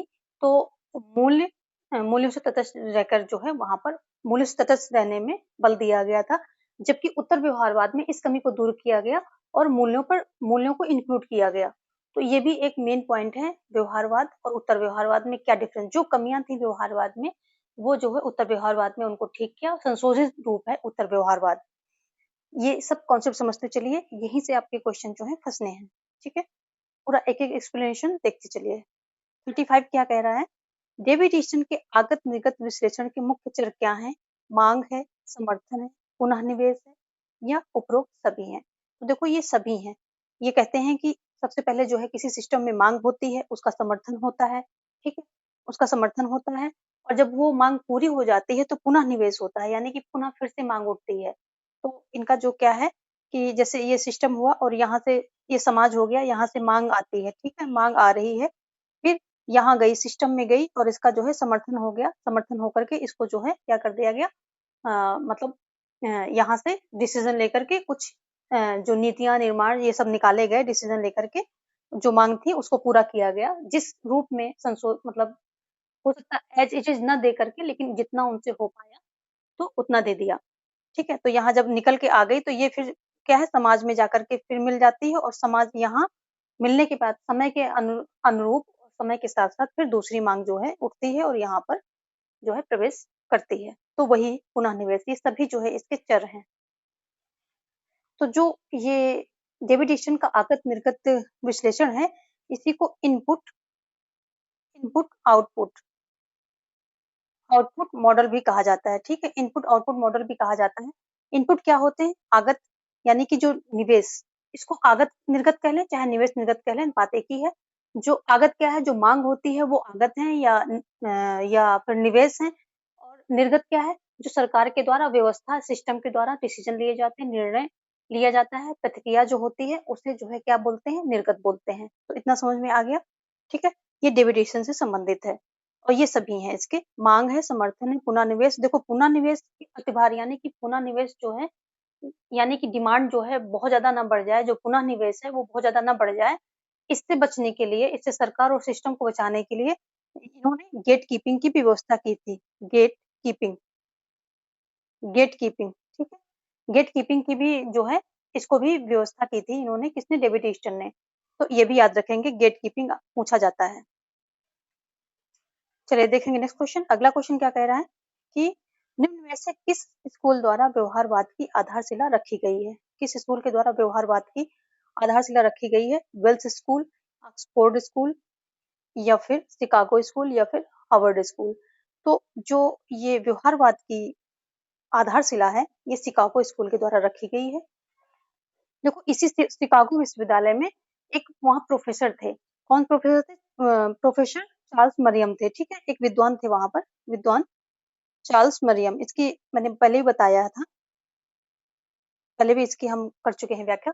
चार्ल्स मरियम थे। 1920 और 30 के बीच में इन्होंने क्या किया था कि व्यवहारवाद पे काफी काम किया था। और फिर क्या होता है कि इसीलिए इनको व्यवहार जो है इन्हें चार्ल्स मरियम को क्या कहा जाता है कि फादर ऑफ बिहेवियरलिज्म बोला जाता है। क्या बोला जाता है इनको? फादर ऑफ बिहेवियरल स्कूल, ठीक है, फादर ऑफ बिहेवियरल स्कूल इनको बोला जाता है। और व्यवहारवाद शुरू किसके द्वारा किया जाता है? तो चार्ल्स मरियम के द्वारा ही शुरू किया जाता है। लेकिन इसको व्यवस्थित सैद्धांतिक रूप किसने दिया था? तो डेविड ईस्टन ने दिया था, इसलिए डेविड ईस्टन के साथ जुड़ गया, ठीक है। लेकिन अगर फादर ऑफ बिहेवियर स्कूल जो किसे कहा जाता है? तो चार्ल्स मरियम हो जाएंगे, ठीक है। इन्हें जो है आधुनिक राजनीति का बौद्धिक जनक भी कहा जाता है, चार्ल्स मरियम को, ये भी मैंने आपको बताया है। प्राइमरी इलेक्शन इनकी पुस्तक है। एक और पुस्तक का नाम बताया था, वो फटाफट कमेंट बॉक्स में बताइए आप लोग, ठीक है। अभी कुछ देर पहले ही बताया है मैंने। यहाँ पर सी हो जाएगा। आगे देखते हैं। ईस्टन ने वर्ष 1969 में राजनीति विज्ञान में किस प्रकार अपने प्रचंड संशोधन का वर्णन किया है? ठीक है, प्रतिसुधार यानी काउंटर रिफॉर्मेशन, वास्तविक क्रांति, पूर्व अध्ययन में संशोधन, या अपने पूर्व स्रोत को त्याग। तो ये जो है 1969 में राजनीति विज्ञान में किस प्रकार अपने प्रचंड संशोधन का वर्णन किया, तो इसको वास्तविक क्रांति कह करके इन्होंने इस प्रकार वर्णन किया है। जो संशोधन किया था, अभी हमने बात की व्यवहारवाद में संशोधन हुआ है, तो उसी का एक विकसित रूप उत्तर व्यवहार, संशोधित रूप उत्तर व्यवहारवाद है। तो उसको इन्होंने किस तरह से मतलब किया है वर्णित, तो उसको वास्तविक क्रांति बोला है इन्होंने। जो व्यवहारवाद में कमी क्या थी कि व्यवहारवाद क्या करता है कि जो राजनीति होती है, उसकी प्रक्रियाएं, संरचनाएं, इन सबकी एक वैज्ञानिक व्याख्या करने पर जोर देता है और इसको प्राकृतिक विज्ञान बनाने पर जोर देता है। और इसी कमी की वजह से, क्योंकि जो प्राकृतिक विज्ञान है वो एक अलग चीज है, और जो ये विज्ञान है, पॉलिटिकल साइंस है, ये मनुष्यों से संबंधित है, तो उतना ये नहीं हो सकता है प्राकृतिक विज्ञान की तरह। इसके जो है वस्तुनिष्ठ जो है रिजल्ट नहीं आ जाते, सार्वभौमिक रिजल्ट नहीं आ सकते हैं। तो यहीं पर ये कमी हो गई, क्योंकि यहाँ उन्होंने प्रकृति और मानव को, प्राकृतिक विज्ञान और जो मनुष्य संबंधी विज्ञान है, उसको एक समझने की गलती कर दी। इसी में जो संशोधित किया किसने? इसने डेविड ईस्टन ने संशोधन किया, और इसी संशोधन को, प्रचंड संशोधन को, उन्होंने वास्तविक क्रांति का नाम दिया, और उत्तर व्यवहार लेकर के आते हैं अब 1969 में, ठीक है। चलिए देखेंगे, बी ऑप्शन यहाँ पर राइट हो गया। आगे क्या है कि राजनीतिक व्यवस्था की संरचनाओं तथा प्रकारों के आधार पर कौन व्याख्या करता है? Harold Lasswell, David Easton, David Apter, या आमंड? देखो, राजनीतिक व्यवस्था की संरचनाओं तथा प्रकारों के आधार पर कौन व्याख्या करता है? तो आमंड एवं पावेल जो है, पावेल भी हो जाता है कहीं कहीं पर, ध्यान रखेंगे, ठीक है। तो यही व्याख्या करते हैं, ठीक है। इन्होंने संरचनात्मक प्रकारात्मक अपना जो है सिद्धांत दिया है। तो ये इस दूसरी तरह से भी पूछा जा सकता है, कैसे कि संरचनात्मक प्रकार्यात्मक प्रकार्यात्मक, ये किससे संबंधित है? ये अवधारणा कॉन्सेप्ट किसने दिया है? तो ये अमेनॉन पावेल ने दिया है। तो वही हो गया कि संरचनाओं तथा प्रकारों के आधार पर कौन जो है राजनीतिक व्यवस्था की व्याख्या करता है? तो अमेनॉन पावेल से संबंधित है। और ये जो डेविड ईस्टन का, किसका? इनका, डेविड ईस्टन का आगत निर्गत था, आगत निर्गत, इन निर्गत जिसकी अभी हम बात कर रहे थे, तो उसी में इन्होंने जो है इसको अधूरा बोला, ठीक है, इसको बोला कि ये अधूरा है, और उसी को जो है और डेवलप करते हैं, अपना जो है कॉन्सेप्ट दिया संरचनात्मक प्रकार्यात्मक। तो ये भी क्वेश्चन पूछता है कि किसके जो है व्यवस्था जो प्रयोग था उस पर इन्होंने संरचनात्मक प्रकारात्मक अपना जो है ये अवधारणा दी है। तो डेविड ईस्टन के आगत निर्गत प्रयोग के ऊपर इन्होंने अपना ये प्रयोग दिया है। ठीक है, नेक्स्ट देखेंगे 39 को हम देखते हैं। यहाँ दो सूचियां दी गई हैं और उनको आपको सम्मिलित करना है। देख लेते हैं क्या है। जॉर्ज एच सेबाइन दिया है, जॉर्ज कैटलिन दिया है, लियो स्ट्रास दिया है, ग्राहम वॉलेस दिया है। ठीक है, तो देखो जो ग्राहम वॉलेस हैं ये किससे संबंधित हैं? तो यहाँ पर जो है ग्राहम वॉलेस मनोवैज्ञानिक उपागम संबंधित है, लियो स्टार दार्शनिक उपागम से संबंधित है, जॉर्ज केटलिन समाज वैज्ञानिक उपागम से संबंधित है, जबकि जॉर्ज एस सेपाइन ऐतिहासिक उपागम से संबंधित है। तो यहाँ पर सारे ऑप्शन ऑलरेडी जो है क्या है, सुमेलित है और सही है। तो यहाँ पर 1 2 3 4 राइट आंसर आपका हो जाएगा। ठीक है, यहाँ पर सभी बिल्कुल सटीक दिए हुए हैं। आगे देखेंगे क्वेश्चन 40 क्या कह रहा है कि व्यवहारवाद शब्द का सर्वप्रथम प्रयोग किसके द्वारा किया गया है? रॉबर्ट डॉहल के द्वारा, हर्बर्ट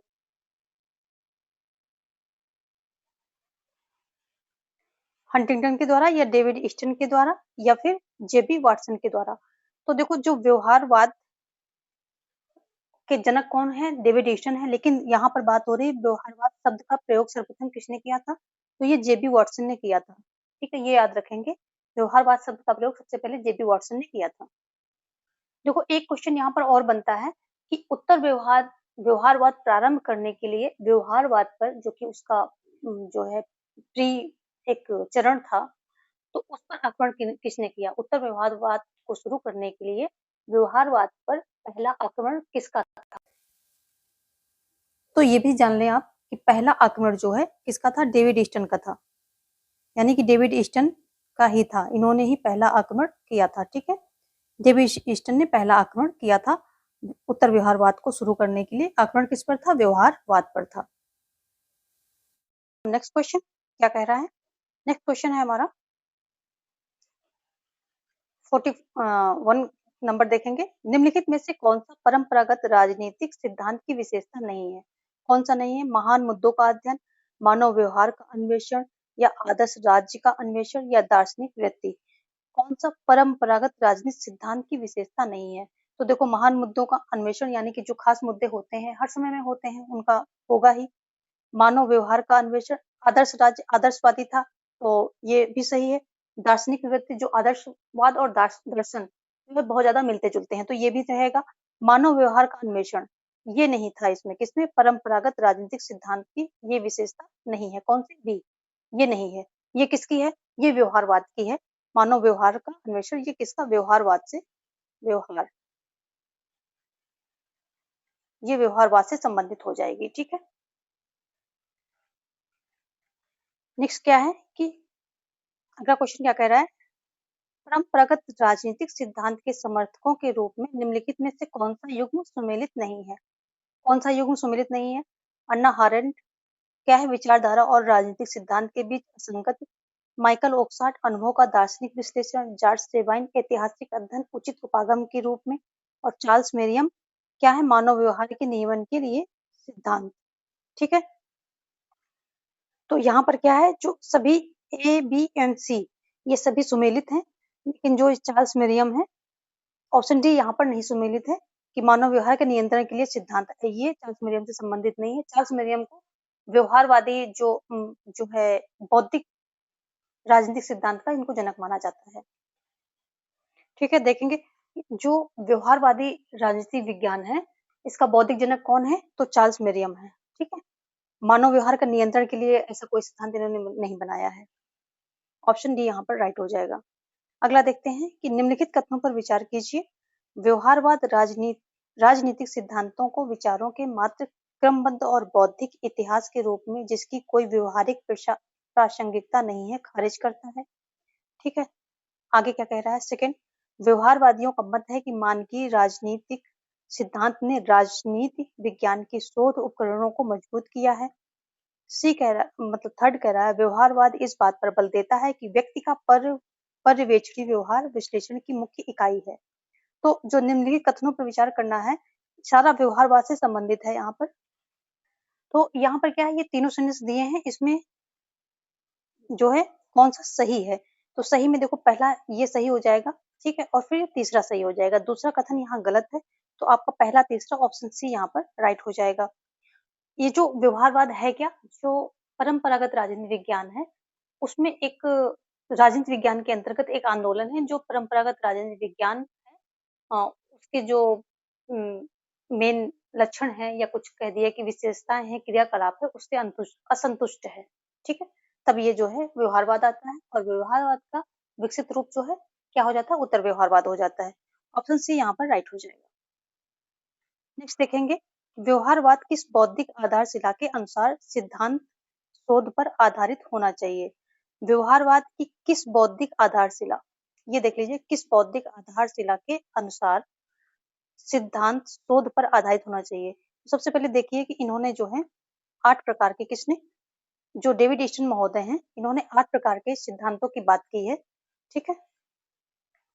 और 8 प्रकार के जिनको बात की है, उनमें से जो है ये व्यवस्थाकरण है, सी ऑप्शन, व्यवस्थाकरण बौद्धिक आधारशिला, ये भी व्यवस्थाकरण बौद्धिक आधारशिला के आधार के अनुसार सिद्धांत क्या है, शोध पर आधारित होना चाहिए। तो किसके अनुसार, जो व्यवस्थाकरण है उसके अनुसार। इन्होंने 8 बौद्धिक आधारशिलाओं का जिक्र किया, उनमें से एक व्यवस्थाकरण है। और देख लेते हैं, पहला क्या है, नियमितताएं, नियमितताएं, ठीक है। दूसरा क्या है, इनका दूसरा क्या है, तकनीक, तकनीक। तीसरा क्या है, मूल्य, ठीक है। चौथा क्या है, शुद्ध विज्ञान, शुद्ध विज्ञान, ठीक है। पांचवा क्या है, पांचवा है सत्यापन, सत्यापन, और परिमाणीकरण हो जाएगा। छठा परिमाणीकरण, ठीक है। सातवां क्या होगा, सातवां हो जाएगा व्यवस्थापन, जो कि आगे आपका यहाँ पर, ठीक है, व्यवस्थापन। इसके अनुसार क्या होना चाहिए, इस बौद्धिक आधारशिला के अनुसार जो है शोध पर, सिद्धांत शोध पर आधारित होना चाहिए। व्यवस्थापन हो जाएगा। आठवां क्या हो जाएगा, समायोजन, समायोजन। चलिए ठीक है, यहाँ पर थोड़ा ये डेप्थ में था, लेकिन पीजीटी लेवल पे पूछा गया है क्वेश्चन है, इसलिए मैंने यहाँ इसको रख दिया है और ये हमने आपको बता दिया है। चलिए देखेंगे नेक्स्ट क्वेश्चन। ऑप्शन सी यहाँ पर राइट हो जाएगा, व्यवस्थाकरण के अनुसार जो क्या होगा कि शोध, सिद्धांत शोध पर आधारित होने चाहिए। अगला क्या है कि व्यवहारवाद काल्पनिक क्यों था, अल्पकालिक क्यों था, यानी कि थोड़े समय के लिए ये क्यों रहा। तो अल्पकालिक क्यों था, क्योंकि वह सर्वसम्मत प्राप्त करने में अक्षम था, इसमें अत्यधिक सैद्धांतिक हठधर्मिता थी, और क्या कह रहा है कि यह किसी स्थान विशेष तक सीमित था, यह शीत युद्ध के पूर्वाग्रह से ग्रसित था। तो व्यवहारवाद अल्पकालिक इसलिए था क्योंकि वो सर्वसम्मति प्राप्त करने में अक्षम था, क्योंकि उसका रास्ता ही गलत था। वो क्या था, राजनीतिक विज्ञान को पूर्णतया प्राकृतिक विज्ञान बनाने में जो है जोर दे रहा था, और क्या कर रहा था साथ साथ में कि इसकी सारी सिद्धांत संरचना, इन सबकी जो व्याख्या पूरी, मतलब राजनीति में जितनी भी चीजें, जो क्षेत्र है, इन सबकी व्याख्या कैसे वैज्ञानिक आधार पर करना चाह रहा था, जो कि संभव ही नहीं था, इसलिए जो है अल्पकालिक था। आगे देखेंगे 46 क्या कह रहा है कि शिकागो स्कूल जिसने व्यवहारवादी आंदोलन हेतु महत्वपूर्ण भूमिका अदा की, क्योंकि शिकागो स्कूल में ही क्या होता है कि अध्यक्षता होती है, और वहीं पर जो है चार्ल्स मेरियम की अध्यक्षता में ये सिद्धांत जो है आधुनिक राजनीतिक सिद्धांत, व्यवहारवादी सिद्धांत, उत्तर व्यवहारवाद, ये सब आते हैं, ठीक है। तो इसकी स्थापना किसने की थी, डेविड ईस्टन ने की थी, चार्ल्स मेरियम ने की थी, हेराल्ड लासवेल ने की थी, या उपर्युक्त में से कोई नहीं। तो यहाँ पर भी ऑप्शन बी सही हो जाएगा, चार्ल्स मेरियम, ठीक है। चार्ल्स मेरियम के द्वारा है शिकागो स्कूल की स्थापना, मतलब जो है इसकी शिकागो स्कूल, इसकी जो है क्या है स्थापना चार्ल्स मेरियम के द्वारा ही की जाती है। और जैसे हमने अभी भी बात की कि चार्ल्स मेरियम ने इसकी अध्यक्षता की थी। चार्ल्स मेरियम जो शिकागो विश्वविद्यालय में प्रोफेसर भी थे, और वहीं पर प्रोफेसर रहते हुए इन्होंने जो व्यवहारिक राजनीति थी उसमें सक्रिय रहे, ठीक है। बी ऑप्शन यहाँ पर राइट हो जाएगा। आगे देखेंगे 47 नंबर क्या कह रहा है, ईस्टर्न के अनुसार कौन सी सदी वैज्ञानिक विधि का युग है। तो वैज्ञानिक विधि का युग कौन सा है, ये 19वीं सदी हो जाएगा। ऑप्शन सी यहाँ पर राइट हो जाएगा। किसके अनुसार, डेविड ईस्टर्न के अनुसार 19वीं सदी वैज्ञानिक विधि का युग है। ठीक है, चलिए देखेंगे नेक्स्ट क्वेश्चन 48, जहां पर एक्सप्लेनेशन फैक्चुअल है उसको फैक्चुअल लेकर के आगे बढ़ जाएंगे। निम्नलिखित में से कौन सा डेविड ईस्टर्न के व्यवहारवाद के सिद्धांत का एक लक्षण नहीं है। तो अभी देखिए हमने बताया था जो व्यवहारवाद का लक्षण, व्यवस्थाबद्धीकरण, परिमाणीकरण, समग्रता और प्रासंगिकता का सिद्धांत। तो यहाँ पर गिवन ऑप्शन देखो, अभी अभी हमने देखे थे ना, ये भी था व्यवस्थाकरण था, परिमाणीकरण भी देखा था, समग्रता या फिर इसको समायोजन कह सकते हैं, एकाकीकरण भी बोल सकते हैं ना, एकाकीकरण, एकीकरण, इसको एकाकीकरण ऐसे बोल सकते हैं। तो प्रासंगिकता का सिद्धांत हमने उसमें नहीं देखा, जो हमने बौद्धिक आधारशिलाएं बताई थी उसमें क्या है, प्रासंगिकता का सिद्धांत हमने नहीं देखा।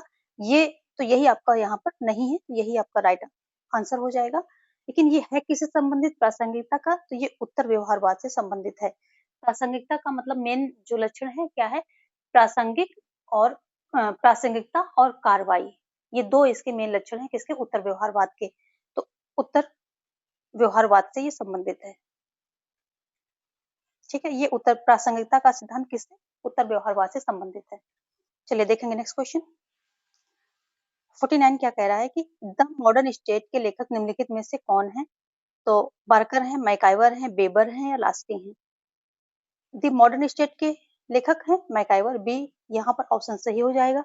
ठीक है, लास्की की बात करें तो इनकी फेमस पुस्तक कौन सी है, ए ग्रामर ऑफ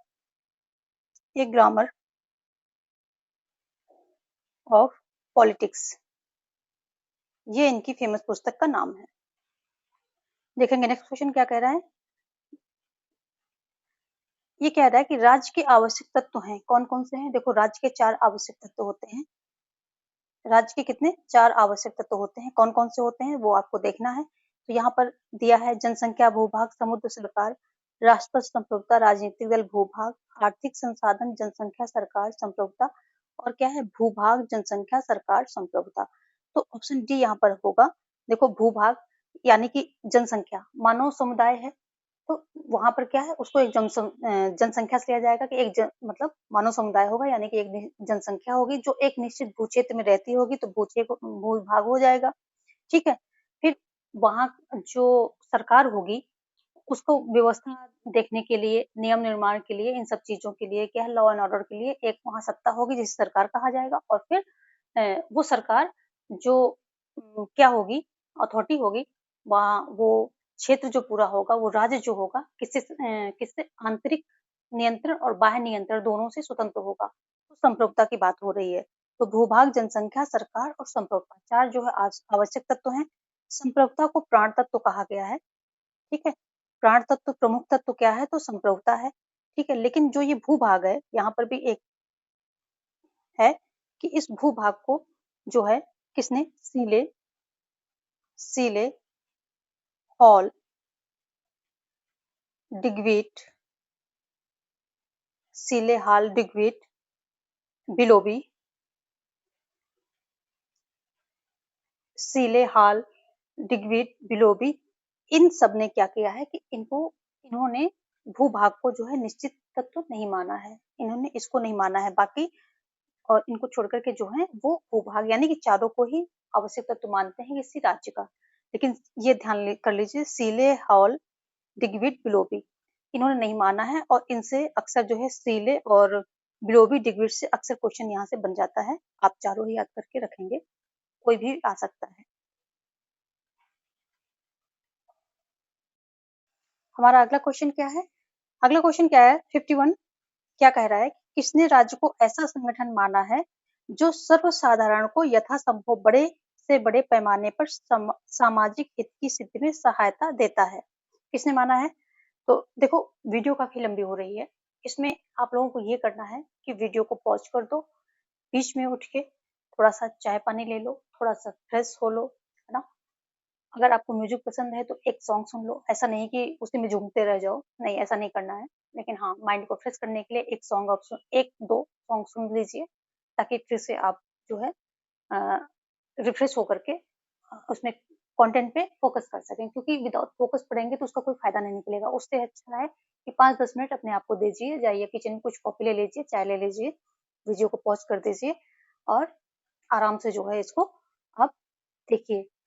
जो की पॉइंट्स हैं, जो आपके लिए नया फैक्ट है, आपने बहुत पढ़ाई की है, तो जो नया फैक्ट है उसको आप लिखते जाइए फिर से, बिल्कुल शॉर्ट बाइट साइड नोट्स अब बनेंगे आपके इन 15 दिनों में, ठीक है। तो वो आप सारे लिखते जाइए और देखिए फिर आप कैसे जो है क्रैक करते हैं एग्जाम। जो लास्ट टाइम की स्ट्रेटजी होती है ना, वो बहुत भयानक होनी चाहिए, बहुत ही भयानक होनी चाहिए। इसमें हल्का खाना, कम नींद, नींद लो लेकिन बहुत ज्यादा भी मत लो, बहुत कम भी मत लो। उसके लिए आपको सबसे पहले डाइट पे फोकस करना पड़ेगा, रूटीन पे फोकस करना पड़ेगा। डाइट बहुत हल्का खाना होना चाहिए, उबली होनी चाहिए, फल वगैरह ज्यादा इंक्लूड करेंगे तो आप ज्यादा एफिशिएंटली जो है पढ़ पाएंगे, माइंड आपका एक्टिव रहेगा। फिर छोटे छोटे ब्रेक लीजिए, लगातार ऐसे नहीं बैठे हैं कुछ समझ नहीं आ रहा फिर भी आप बैठे हैं, नहीं नहीं समझ में आ रहा तो उठ जाइए, 5-10 मिनट 15 मिनट ब्रेक ले लीजिए। जितना पढ़ना है अच्छे से पढ़ना है। ये सारे थोड़ा सा हंसी मजाक कर लीजिए, कुछ कॉमेडी हल्का सा 5-10 मिनट की देख लीजिए। सबसे अच्छे साधन बच्चे होते हैं, बच्चों को छिड़ के आ जाइए, बूढ़ों को चिढ़ा करके आ जाइए, मजा आएगा बहुत ज्यादा। ठीक है, तो इसमें हम देख रहे थे 51 नंबर का क्वेश्चन। ये हमने क्या है ऑप्शन में, क्या है विलोबी और डायसी हैं, लास्की हैं, महात्मा गांधी हैं। तो किसने जो है ऐसा कहा है कि किसने राज्य को एक ऐसा संगठन माना है जो सर्वसाधारण को यथासंभव बड़े से बड़े पैमाने पर सामाजिक हित की सिद्ध में सहायता देता है। तो ऐसा मानने वाले लास्की महोदय हैं। ये ऑप्शन भी यहाँ पर राइट हो जाएगा। ठीक है, सेशन को साथ में लाइक भी करते रहिएगा। ठीक है, लाइक करना बहुत जरूरी है, तभी जो है आगे के और अच्छे अच्छे कंटेंट आपके लिए आते रहेंगे। अभी सारे टॉपिक इसमें मैं टच करने वाली हूँ। आप अंदर आईआर जो है हमने पूरा कर लिया है।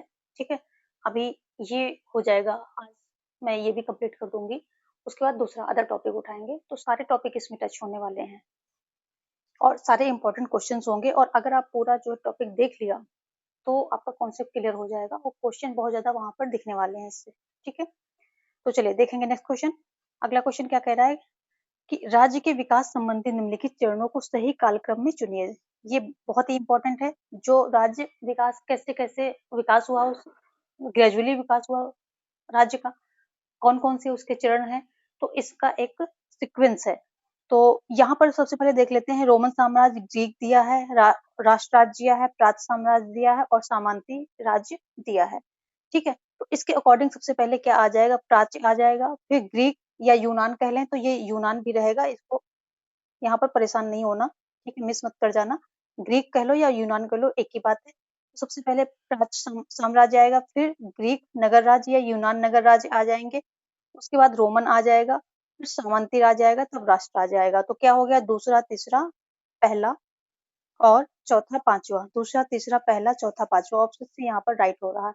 देखिए अब सीक्वेंस क्या है जो आपके ये राज्य के विकास के चरण है।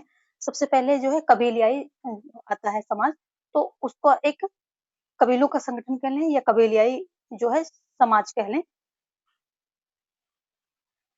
तो सबसे पहले क्या आता है, कबीलों का संगठन आता है। ठीक है, फिर क्या आता है, उसके बाद आता है प्राच्य राज्य, प्राच्य साम्राज्य, ये आ जाता है। ठीक है, ये आ जाएगा, फिर उसके बाद आएगा आपका ग्रीक, ग्रीक या यूनान साम्राज्य आएगा। ठीक है, उसके बाद आएगा आपका रोमन साम्राज्य आ जाएगा, रोमन साम्राज्य ये आ जाएगा। रोमन के बाद आ जाएगा आपका सामंती। ठीक है, सामंती राज्य आ जाएगा और सामंती के बाद सबसे लास्ट में आएगा राष्ट्र राज्य। तो ये आपका सीक्वेंस है और पूछा जाता है पीजीटी लेवल पे, तो पूछा ही जाता है। इसको आप याद रखेंगे तभी आप जो है, फिर इसका बोलेगा परवर्ती क्या है, यानी कि इसके पहले का कौन सा है, इसके बाद का कौन है, तो ये सब भी आते हैं कि सामंत का जो है पहले का क्या है तो रोमन हो जाएगा, सामंत के परवर्ती कौन है तो ये राष्ट्र राज्य हो जाएगा। इस तरह से पूछता है, यानी कि इसके ऊपर कौन है, इसके नीचे, इसके पहले, इसके बाद में कौन है, ये सब चीजें पूछी जाती है। तो इसलिए मैंने ऐसे क्वेश्चन रखा है, इसमें आपको पूरा कॉन्सेप्ट समझ में आएगा और इससे जो भी क्वेश्चन आ जाएगा आप कर ले जाएंगे। ठीक है, आप कर ले जाएंगे कौन सा पहले नंबर पे, कौन दूसरे नंबर पे है, कौन किसके बाद है, कौन किसके पहले है। तो इस तरह से इस तरह के क्वेश्चन मैं रख रही हूँ कॉन्सेप्चुअल, ताकि आपको पूरा कॉन्सेप्ट ही समझ में आ जाए। चलिए अब देखेंगे 53 नंबर। क्या कह रहा है, यहाँ पर 2 सूचियाँ दी गई हैं, दोनों को सम्मिलित करना है। आगे क्या कह रहा है कि राज्य एक संपूर्ण समुदाय है। ये जो है क्या कहा है कि जो कथन है कुछ या इनके विचार हैं उसे आपको मेल करना है। अरस्तु ऐसा कहते हैं। राज्य मानव अवयव का ही प्रतिरूप है। ब्रंटस्टी कहते हैं राजशक्ति है। ये जेएस मिल के सामने लिखा है और राज्य का मूल्य वही है जो इनमें रहने वाले व्यक्तियों का मूल्य है। तो देखो जो राज्य एक संपूर्ण समुदाय है ये अरस्तु का सही है। दूसरा राज्य मानव अवयव का ही प्रतिरूप है तो ये ब्लंटस्टी ये भी सही है।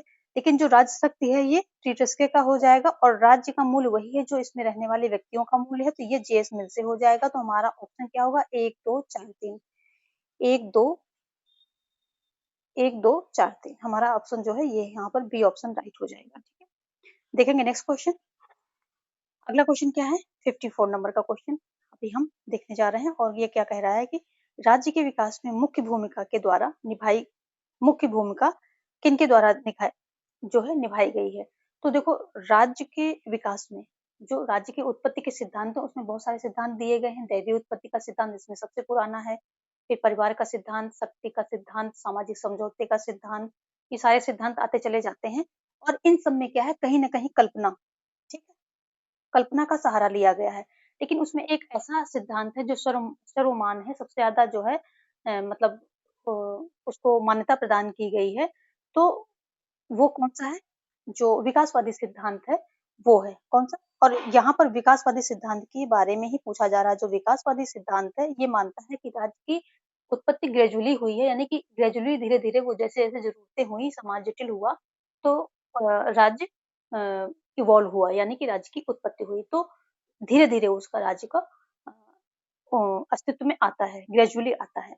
ये विकासवादी सिद्धांत का मानना है। लेकिन वो कहता है कि राज्य की उत्पत्ति में जो है इन सभी जो यहाँ पर दिए गए हैं इन सभी का रोल है। कौन कौन सा है, तो ये है रक्त संबंध, शक्ति और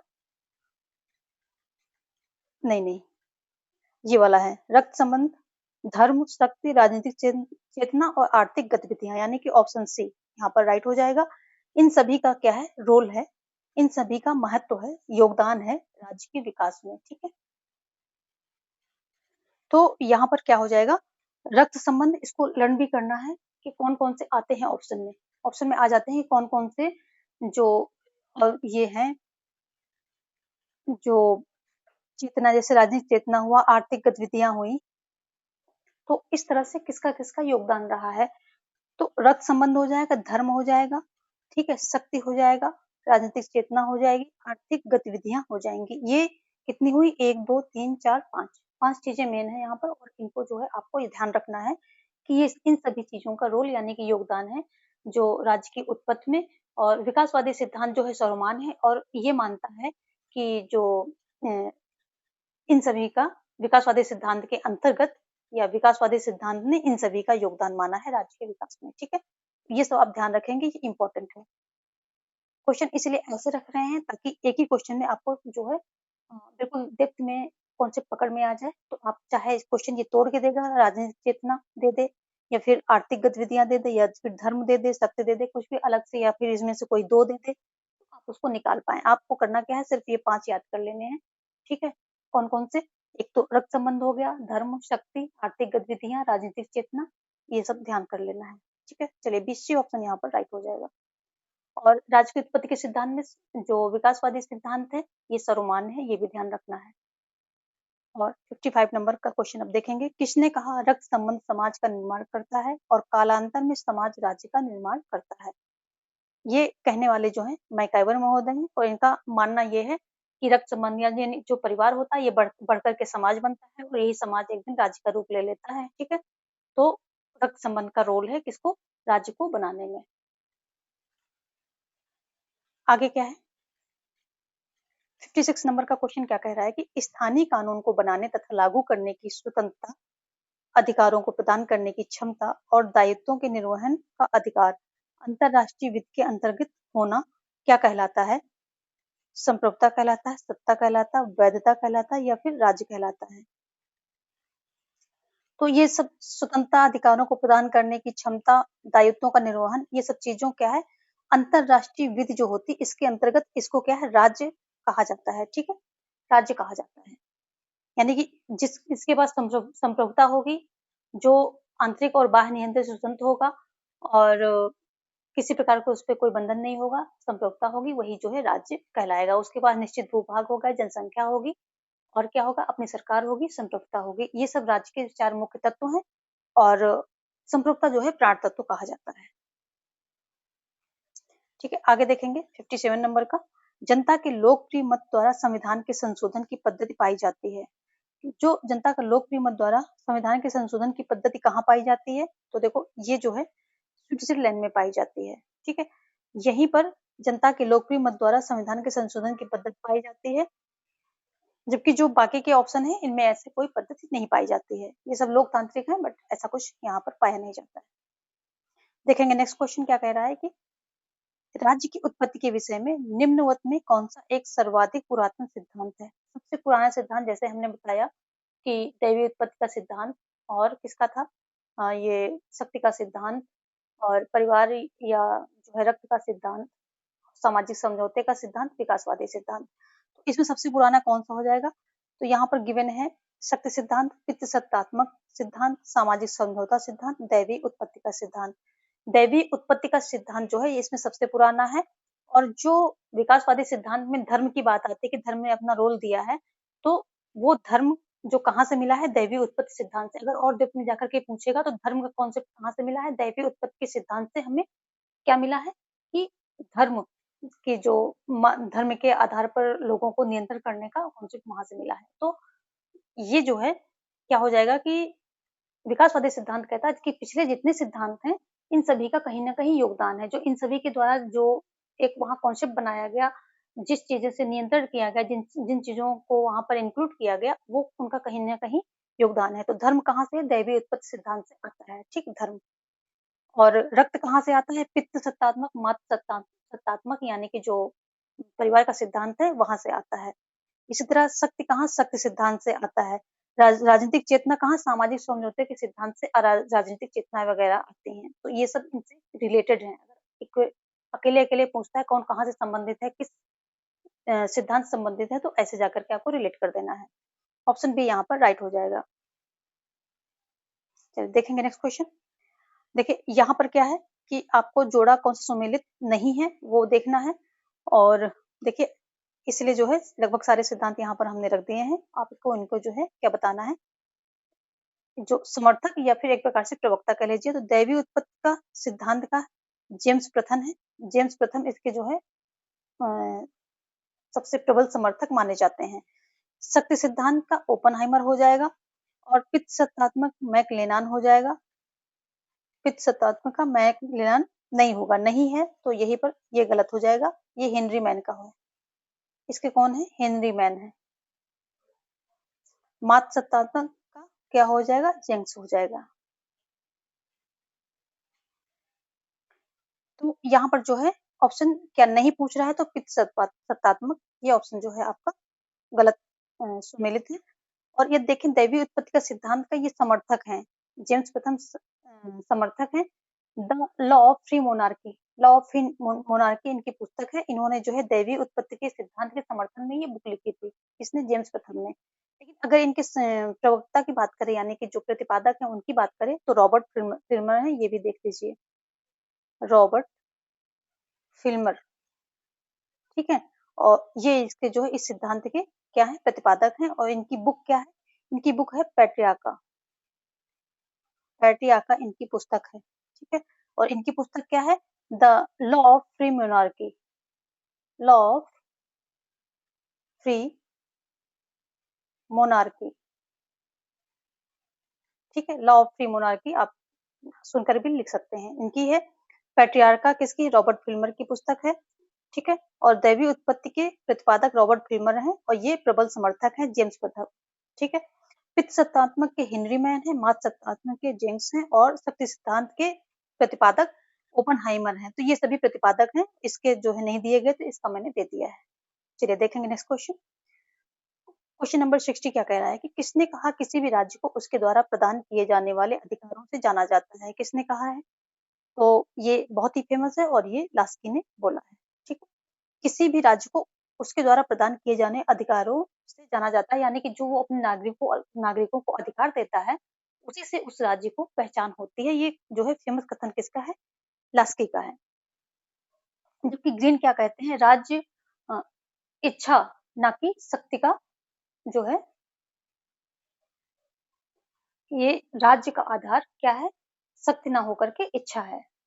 राज्य का आधार इच्छा है, ना कि शक्ति। ऐसे करके इनका ग्रीन का कथन है, ये भी काफी फेमस है। हेगल कहते हैं राज्य पृथ्वी पर ईश्वर का अवतरण है। तो हेगल हेगल जो है ऐसा बोलते हैं।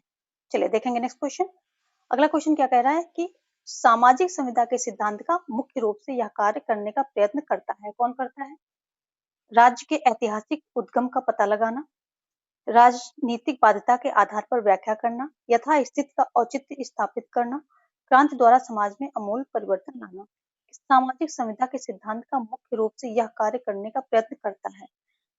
तो ये जो सामाजिक संविदा का सिद्धांत है, ये कहता है कि राजनीतिक बाध्यता के आधार की व्याख्या करता है, कि जो है राजनीतिक बाध्यता के आधार की व्याख्या करता है कि राजनीति ये बाध्यता थी कि वहां पर कोई मतलब जो है समझौता करके एक सत्ता बिठाई जाए। तो राजनीतिक बाध्यता के आधार की व्याख्या करता है। तो ये थोड़ा सा देखो घुमा करके पूछा गया क्वेश्चन है, लेकिन आपको समझना है। ऐतिहासिक उद्गम का पता तो नहीं लगाता है, ये तो सिर्फ एक दिखाता है कि ठीक है कि क्या जरूरत पड़ी वहां पर जो कि सामाजिक समझौता करना पड़ा, ये चीज बताता है। तो यही आपका बी ऑप्शन राइट हो जाएगा। यहाँ पर राजनीतिक बाध्यता के आधार की व्याख्या करता है कि क्या क्या वहां पर जरूरतें हुई, क्या क्या बाध्यताएं हुई, मजबूरियां हुई कि हमको सामाजिक समझौते की ओर बढ़ना पड़ा। ठीक है, क्या नीड हुई वहां पर। बी ऑप्शन यहाँ पर राइट हो जाएगा। देखेंगे अगला क्वेश्चन क्या कह रहा है। 62, राज्य के संबंध में गांधी जी के विचार इनमें से किसके निकट है? दार्शनिक अराजकतावादी, सामूहिकतावादी, नैतिक अंतर्निहितवाद या उपरोक्त में से कोई नहीं। तो जो है राज्य के संबंध में गांधी जी के इनमें से क्या है, किसके निकट है? दार्शनिक अराजकतावादी के निकट है इनके विचार। क्योंकि गांधी जी मानते थे कि राज्य क्या है? राज्य शक्ति का प्रयोग करता है।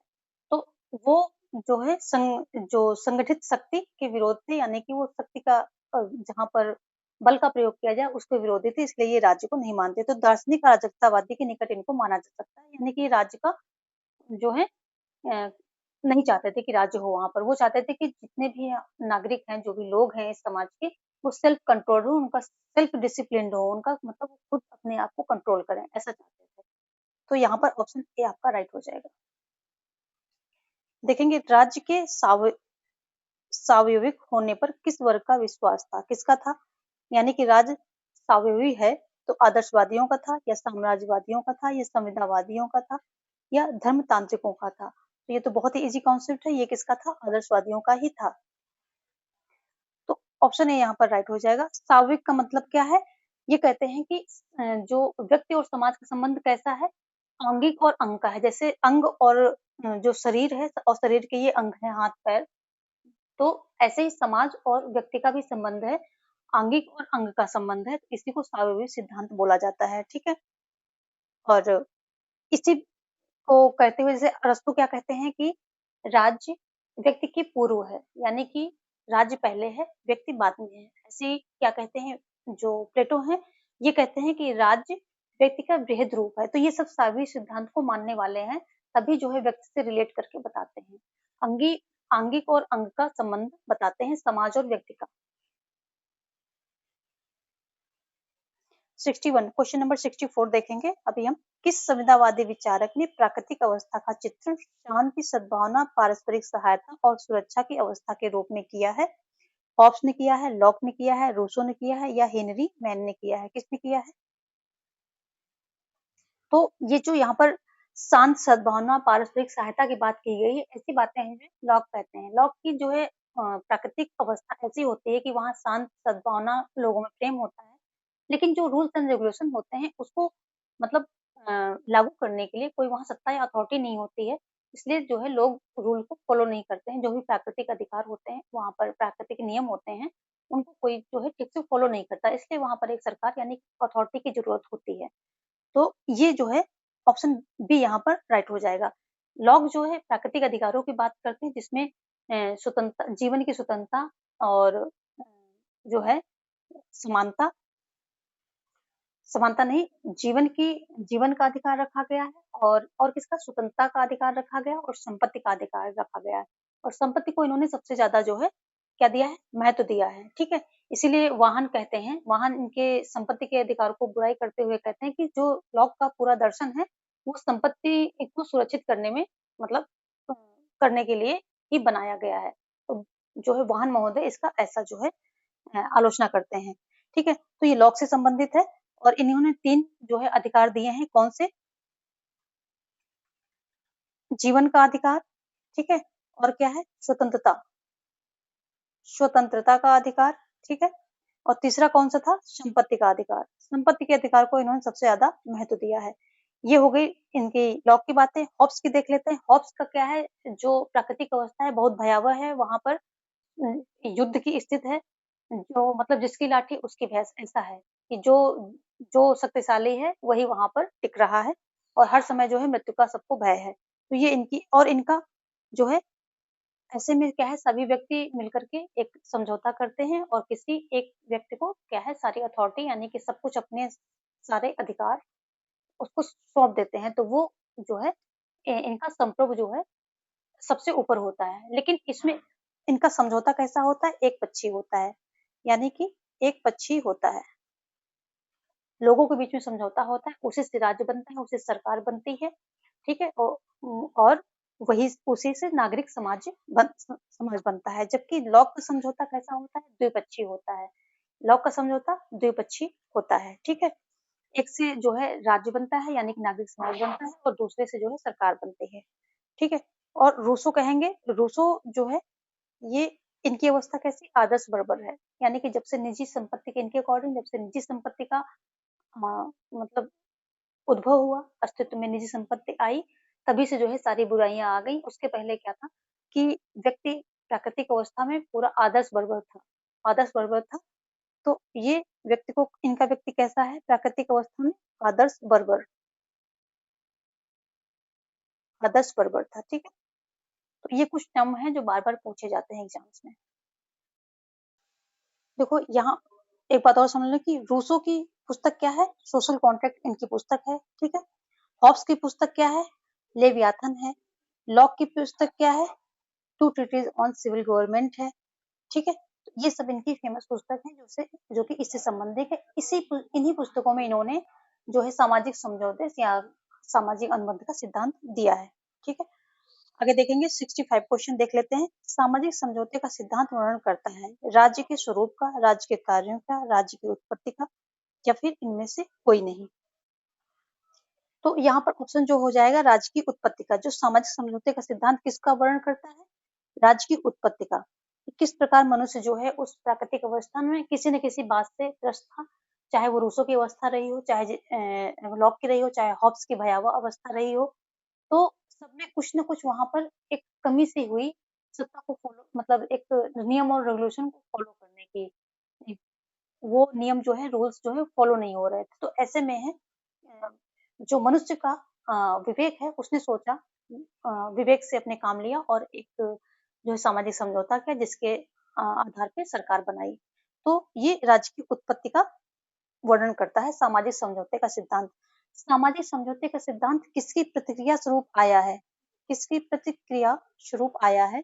तो ये आया है दैवी उत्पत्ति की सिद्धांत। क्वेश्चन बार बार आता है, ध्यान से सुनेंगे। दैवी, जो राज्य की उत्पत्ति का दैवी सिद्धांत है, तो इसी दैवी सिद्धांत के प्रतिक्रिया स्वरूप आया है। ठीक है, इसी के प्रतिक्रिया स्वरूप क्या आया है?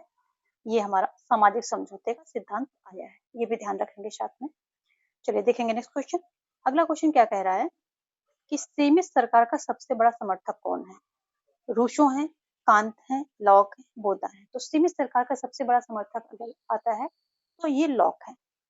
इन्होंने जो है बोला है कि जो है इनका, सबसे पहले तो इनका जो है समझौता वो द्विपक्षीय होता है, सरकार के साथ भी इनका समझौता होता है। और जब सरकार और एक समझौता तो नागरिकों के बीच में होता है, दूसरा सरकार से, नागरिक और सरकार के मतलब बीच में होता है।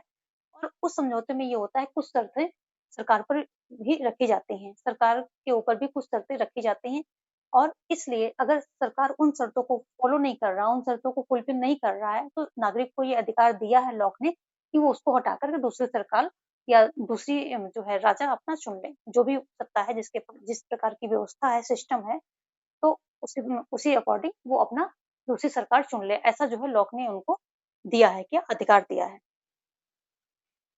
तो यहाँ पर जो है बोदा, बोदा क्या है, संप्रभुता की अवधारणा सबसे पहले जो बोडिन है या बोदा है ये लाते हैं, और 6 बुक्स कंसर्निंग द रिपब्लिक, ये इनकी पुस्तक होती है, उसी में ये अवधारणा प्रस्तुत करते हैं। सबसे पहले इन्होंने अपने संप्रभु को जो है सर्वोपरि बना दिया, संप्रभु बना दिया, पूर्णतया संप्रभु बनाया, लेकिन बाद में क्या है, ईश्वरीय कानून के मतलब अधीन कर दिया, तो उसमें जो है कुछ पाबंदियां लगा दी। तो ऐसे में क्या हुआ कि इनका संप्रभु मतलब जो है कुछ नियमों के अधीन हो गया। उसी कॉन्सेप्ट को आगे लेकर के जो है हॉब्स लेकर के गए। हॉब्स ने भी अपने संप्रभु को निरंकुश बनाया, यानी कि पूरा सर्वोपरि बना दिया, किसी कानून के अधीन नहीं किया। उसके बाद इसको चरम सीमा पर ऑस्टिन लेकर के जाते हैं। इन्होंने पूरा इसकी व्याख्या की, व्यवस्थित व्याख्या की है, और इसमें जो अपने संप्रभु को सारी शक्तियां दे दी हैं, उसको सबसे ऊपर कर दिया है, हर नियम कानून से ऊपर है वो, उस पर कोई भी नियम कानून और किसी प्रकार का बंधन, उस पर किसी प्रकार का कानून उस पे नहीं लगाया जाएगा। तो ये बोदा, ठीक है। तो बोदा, हॉब्स और ऑस्टिन ये सब सीक्वेंस में है, जो मेन नाम है संप्रभुता से संबंधित। तो सबसे पहले अवधारणा बोदा देते हैं, लेकिन ऑस्टिन उसको चरम सीमा पर लेकर जाते हैं, ठीक है। यहाँ पर हो गया थोड़ा थोड़ा कॉन्सेप्ट, आप रिविजन करते रहिए फटाफट, आगे देखेंगे। ये क्वेश्चन क्या कह रहा है, प्राकृतिक अधिकारों के सिद्धांत की पुष्टि की गई है, किसके द्वारा की गई है, सभी उदारवादियों के द्वारा की गई है, केवल कुछ उदारवादियों के द्वारा की गई है, केवल जॉन लॉक के द्वारा की गई है, या केवल जॉन स्टुअर्ट मिल के द्वारा की गई है। देखो जो प्राकृतिक अधिकार हैं, इनकी पुष्टि सभी उदारवादियों ने नहीं की है, कुछ उदारवादियों के द्वारा की गई और कुछ के द्वारा नहीं की गई है। अगर नहीं की गई है तो उनमें कौन आते हैं, तो सबसे अच्छा उदाहरण आप जेरमी बेंथम को ले सकते हैं। इन्होंने जो है प्राकृतिक अधिकारों को इन्होंने बकवास बोला है, और ये प्राकृतिक अधिकारों को नहीं मानते हैं। तो बेंथम बेंथम बेंथम जो है ना मानने वाले, प्राकृतिक अधिकारों को न मानने वाले जो है बेंथम सबसे अच्छे उदाहरण है, ठीक है। आगे देखेंगे, 68 क्या कह रहा है कि राज की उत्पत्ति का दैवी सिद्धांत नहीं मानता है। क्या नहीं मानता है, राजा दैवी सिद्धांत की बात हो रही है यहाँ पर। राजा लोग पृथ्वी पर जीवित प्रतिमाएं हैं, बिल्कुल मानता है। राजा ईश्वर का प्रतिनिधि होने के नाते केवल उसी के प्रति उत्तरदायी है, ये भी माना है। उन्होंने जो है दैवी सिद्धांत ने राजा को नागरिकों के प्रति उत्तरदायी नहीं बनाया है, वो ईश्वर का प्रतिनिधि है, इसलिए वो ईश्वर के प्रति जो है उत्तरदायी होगा, ठीक है। राज्य सरकार और वास्तव में सभी संस्थाएं मानवीय चेतना का परिणाम है, और वे ऐसी कृतियां हैं जो मानव के नैतिक उद्देश्य को समझने के फलस्वरूप उत्पन्न हुई हैं। तो ऐसा दैवी सिद्धांत नहीं बोलता, ये गलत हो जाएगा। और डी कह रहा है राजा के प्रति विद्रोह की भावना ही ईश्वर के प्रति विद्रोह है, और जो ऐसा करेगा उसे मृत्युदंड मिलेगा। तो ये सारे सही हैं, ये भी सही है। ऑप्शन सी आपका यहाँ पर राइट हो जाएगा, क्योंकि पूछ रहा है कि नहीं मानता, दैवी सिद्धांत क्या नहीं मानता है, तो ऑप्शन सी ऐसा नहीं मानता है, ठीक है। बाकी यहाँ पर सारी चीजें बिल्कुल ठीक दी गई हैं। दैवी सिद्धांत के जो प्रतिपादक हैं रॉबर्ट फिल्मर है, पैट्रियाका इनकी बुक है, प्रबल समर्थक जेम्स प्रथम है, लॉ ऑफ फ्री मोनार्की इनकी पुस्तक है। चलिए, और सबसे ये पुराना सिद्धांत है, और ये सारी बातें यानी कि धर्म पर आधारित है, ये सारी बातें जो हैं सही हैं। तो दैवी सिद्धांत आपको काफी क्लियर हो गया होगा। आगे देखेंगे, जॉन लॉक के बारे में हम पढ़ेंगे। जॉन लॉक और रूसो के सामाजिक संविदा सिद्धांत के संबंध में क्या सही है, जो इन दोनों के सिद्धांत है, इन दोनों के बारे में क्या सही है। लॉक का समझौता पूर्णतया स्वतंत्र समझौता है, जबकि रूसो का संविदा आबद्ध संविदा है। अगला क्या कह रहा है कि लॉक समुदाय को नगण्य शक्तियां प्रदान करता है, जबकि रूसो की संविदा में व्यक्ति का समुदाय में संपूर्ण समर्पण हो जाता है, ठीक है। आगे क्या है, लॉक की संविदा में व्यक्तियों के अधिकार सुरक्षित हो जाते हैं, जबकि रूसो की संविधा में व्यक्ति के अधिकारों का अवसान हो जाता है। उपर्युक्त सभी। तो यहाँ पर देखो जितने भी ऑप्शन दिए गए हैं लॉक एंड रूसो के बारे में, जो सेंटेंस दिए गए हैं लॉक और रूसो की संविधान संबंधी सिद्धांत के बारे में, तो ये सारे ही सही हैं। ऑप्शन डी यहाँ पर सही हो जाएगा। इनको ध्यान से पढ़ लीजिए, इनको इनका स्क्रीनशॉट लेकर के 2-3 बार पढ़ लेंगे तो आपको समझ में आ जाएगा कि क्या क्या डिफरेंसेस हैं। ऐसे भी क्वेश्चन आते हैं, बनते हैं आपके, ठीक है। नेक्स्ट देखेंगे, तो जॉन लॉक ने सीमित सरकार और उत्तरदायी सरकार, ठीक है, सीमित सरकार भी आ सकता है, उत्तरदायी सरकार भी आ सकता है। तो दोनों प्रकार की सरकार को वहां पर इन्होंने स्टैब्लिश किया, स्थापित किया है। सरकार सीमित होगी और क्या होगी, उत्तरदायी भी होगी किसके प्रति, नागरिकों के प्रति। जो शर्तें उसको दी गई, जो उसको कार्य ड्यूटी दी गई है, वो उसको पूरा करना पड़ेगा, उत्तरदायी है वो। आगे देखेंगे, जॉन लॉक के अनुसार प्राकृतिक अवस्था में मनुष्य की स्थिति कैसी थी। जॉन लॉक के अनुसार, ठीक है, मनुष्य एक भला व्यक्ति था, मनुष्य एक विवेक युक्त प्राणी था, मनुष्य एक बर्बर प्रकार का प्राणी था, मनुष्य एक स्वार्थी प्रवृत्ति का प्राणी था।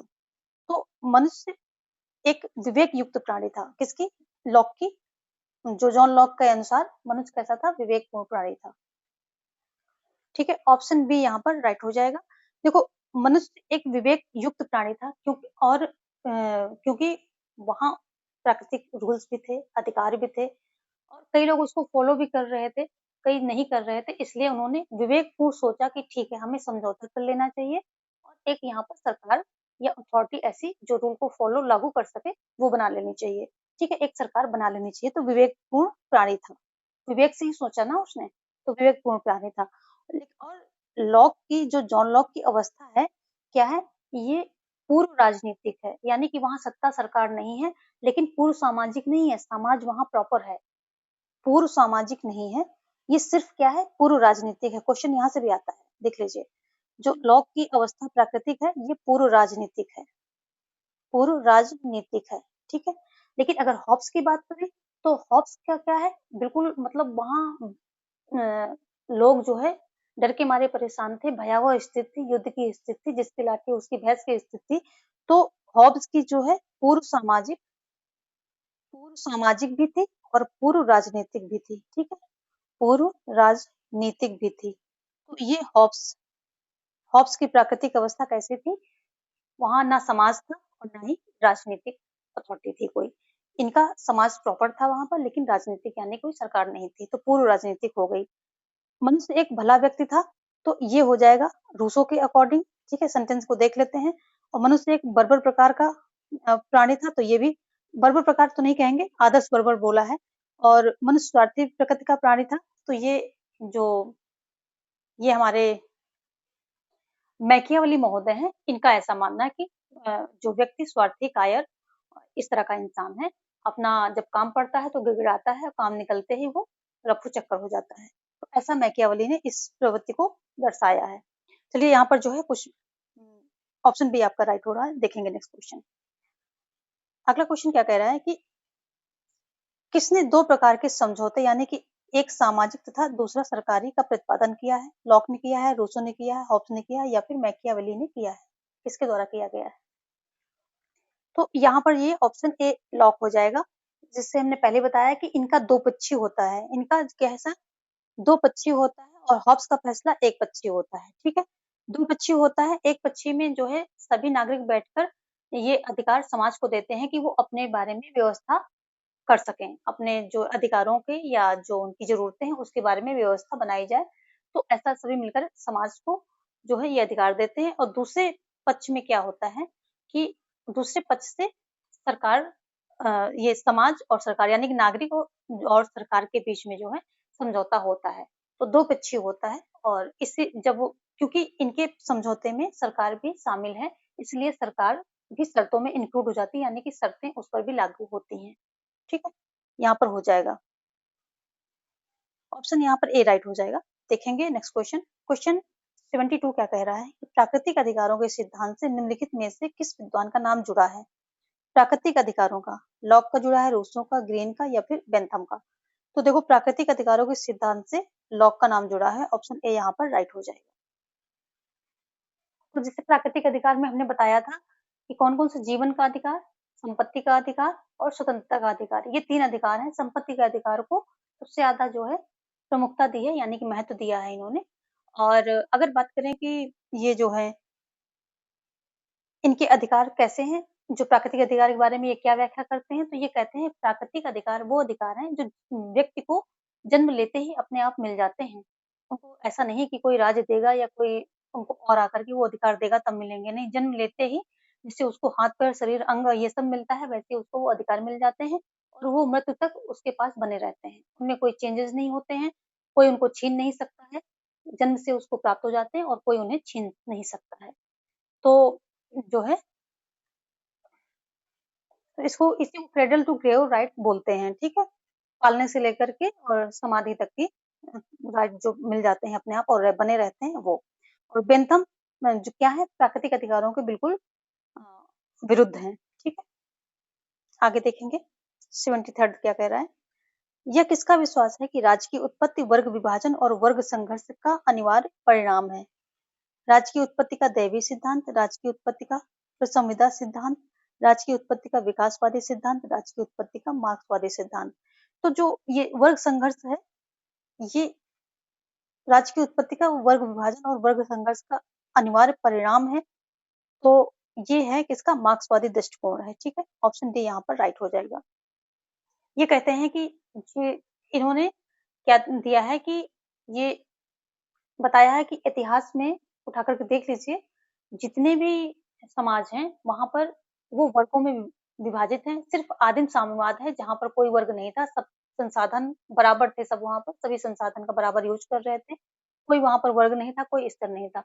उसके बाद से जितने भी सामान, चाहे वो सामंती और मतलब श्रमिक हो, या फिर पूंजीवादी हो और मजदूर का हो, है ना, किसी भी तरह का मालिक और गुलाम का हो, किसी भी तरह के जो समाज है वहाँ पे 2 वर्ग पाए जाते हैं। एक के पास एक जो है मालिक होता है, यानी कि जो शोषण करता है, और दूसरा एक शोषणकारी होता है और दूसरा वो वर्ग होता है जिसका शोषण किया जाता है।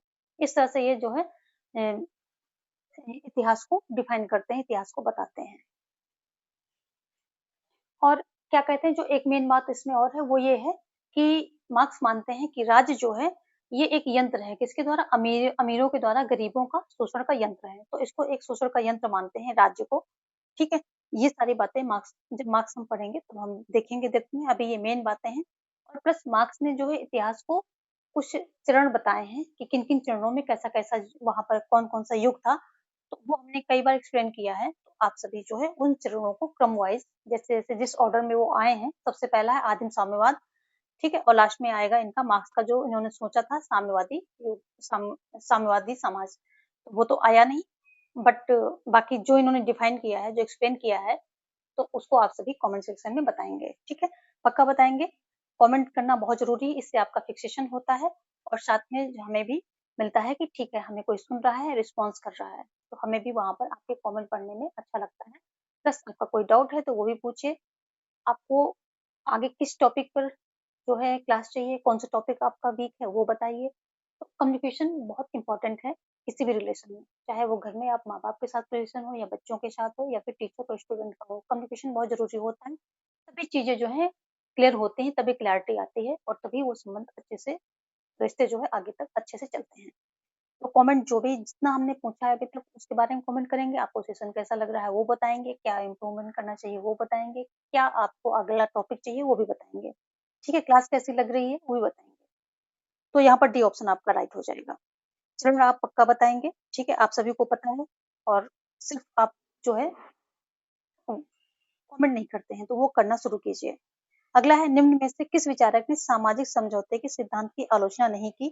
किसने नहीं की, कार्ल मार्क्स ने, राइट ने, या वाहन ने, या फिर ग्रीन ने। तो सामाजिक समझौते के सिद्धांत की आलोचना भी बहुत हुई है। ठीक है, इसको पूरी तरह से काल्पनिक बताया गया है। तो किसने नहीं की है ये यहाँ पर आपको बताना है।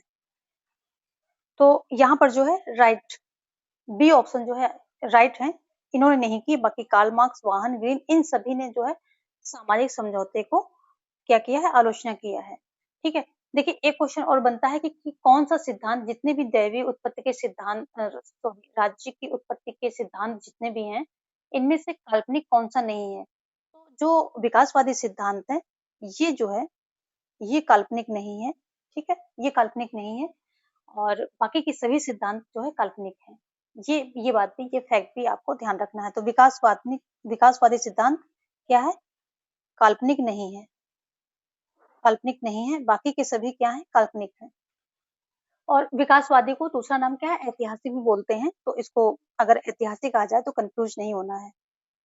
ऐतिहासिक, ऐतिहासिक या विकासवादी काल्पनिक नहीं है, बाकी सभी काल्पनिक है। और विकासवादी सिद्धांत ऐसा मानता है कि जो राज्य के प्रादुर्भाव में, उत्पत्ति में क्या है कि जो है बहुत चीजों का रोल है, जिसकी हमने अभी बात की, जैसे धर्म, शक्ति, रक्त और राजनीतिक चेतना, आर्थिक गतिविधियां, इन सभी का रोल प्ले हुआ है, यानी कि योगदान है इसमें राज्य की उत्पत्ति में। ठीक है, ये विकासवादी सिद्धांत मानता है। तो ये विकासवादी की बातें हमने की हैं सारी।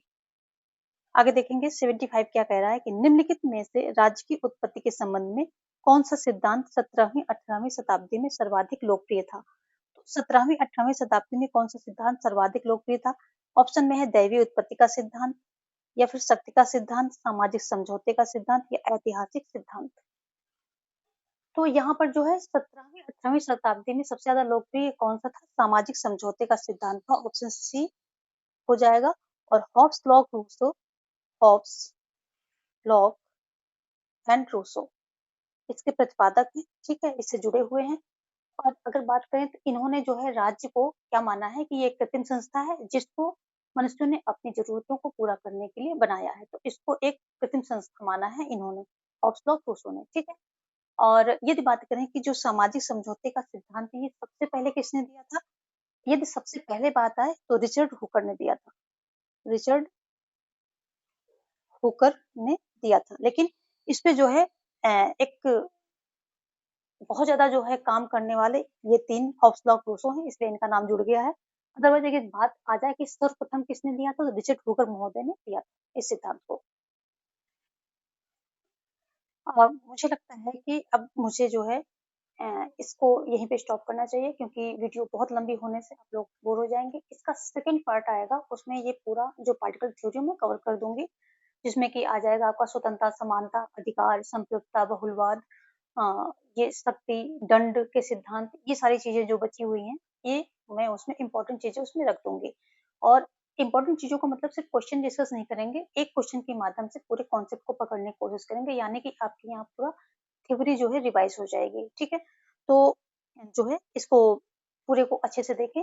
जो क्रिस्पी नोट्स अगर आप बना सकते हैं तो वो पक्का बना लीजिए, और अभी है आपके पास टाइम, आप मेहनत करेंगे तो हो जाएगा। देखो इस बार क्या है, सिलेक्शन ले लेना है, बार बार घिसने से अच्छा है एक बार अच्छे से मेहनत कर लो, दिन रात मेहनत कर लो।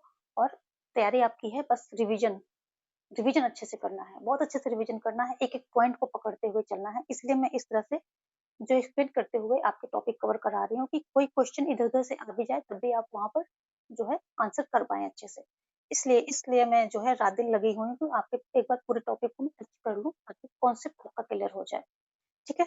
तो अभी आप ये करेंगे, इस वीडियो को जितने भी लोग जुड़े हैं वो लाइक कर देंगे, सब्सक्राइब कर लेंगे, ताकि मेरी जितनी भी आगे की वीडियोस हैं इंपॉर्टेंट क्वेश्चंस की वो आपको सब मिल सके, नोटिफिकेशन मिल सके और मुझे मोटिवेशन मिल सके, ठीक है। उसके बाद क्या करेंगे, दोस्तों में शेयर कर देंगे इसको, ठीक है। आपके शेयर, सब्सक्रिप्शन एंड जो कमेंट, लाइक, इन सब की मुझे बहुत जरूरत है, इन सब से मुझे मोटिवेशन मिलता है। और मोटिवेशन बहुत जरूरत है, जरूरी होता है किसी चीज को अ, आगे कैरी ऑन करने के लिए बहुत जरूरी होता है, ठीक है। तो ये सब काम करना मत भूलना, मुश्किल से आपका 1 मिनट भी नहीं लगेगा इन सारे कामों में। ये सब जो है आप कर दीजिए, और मिलते हैं नेक्स्ट वीडियो में इसी के सेकंड पार्ट में। तो सब्सक्राइब करना बिल्कुल मत भूलना, यदि आप नए हैं चैनल पर तो please subscribe this channel and share भी कर दीजिए। और थैंक्स फॉर वॉचिंग।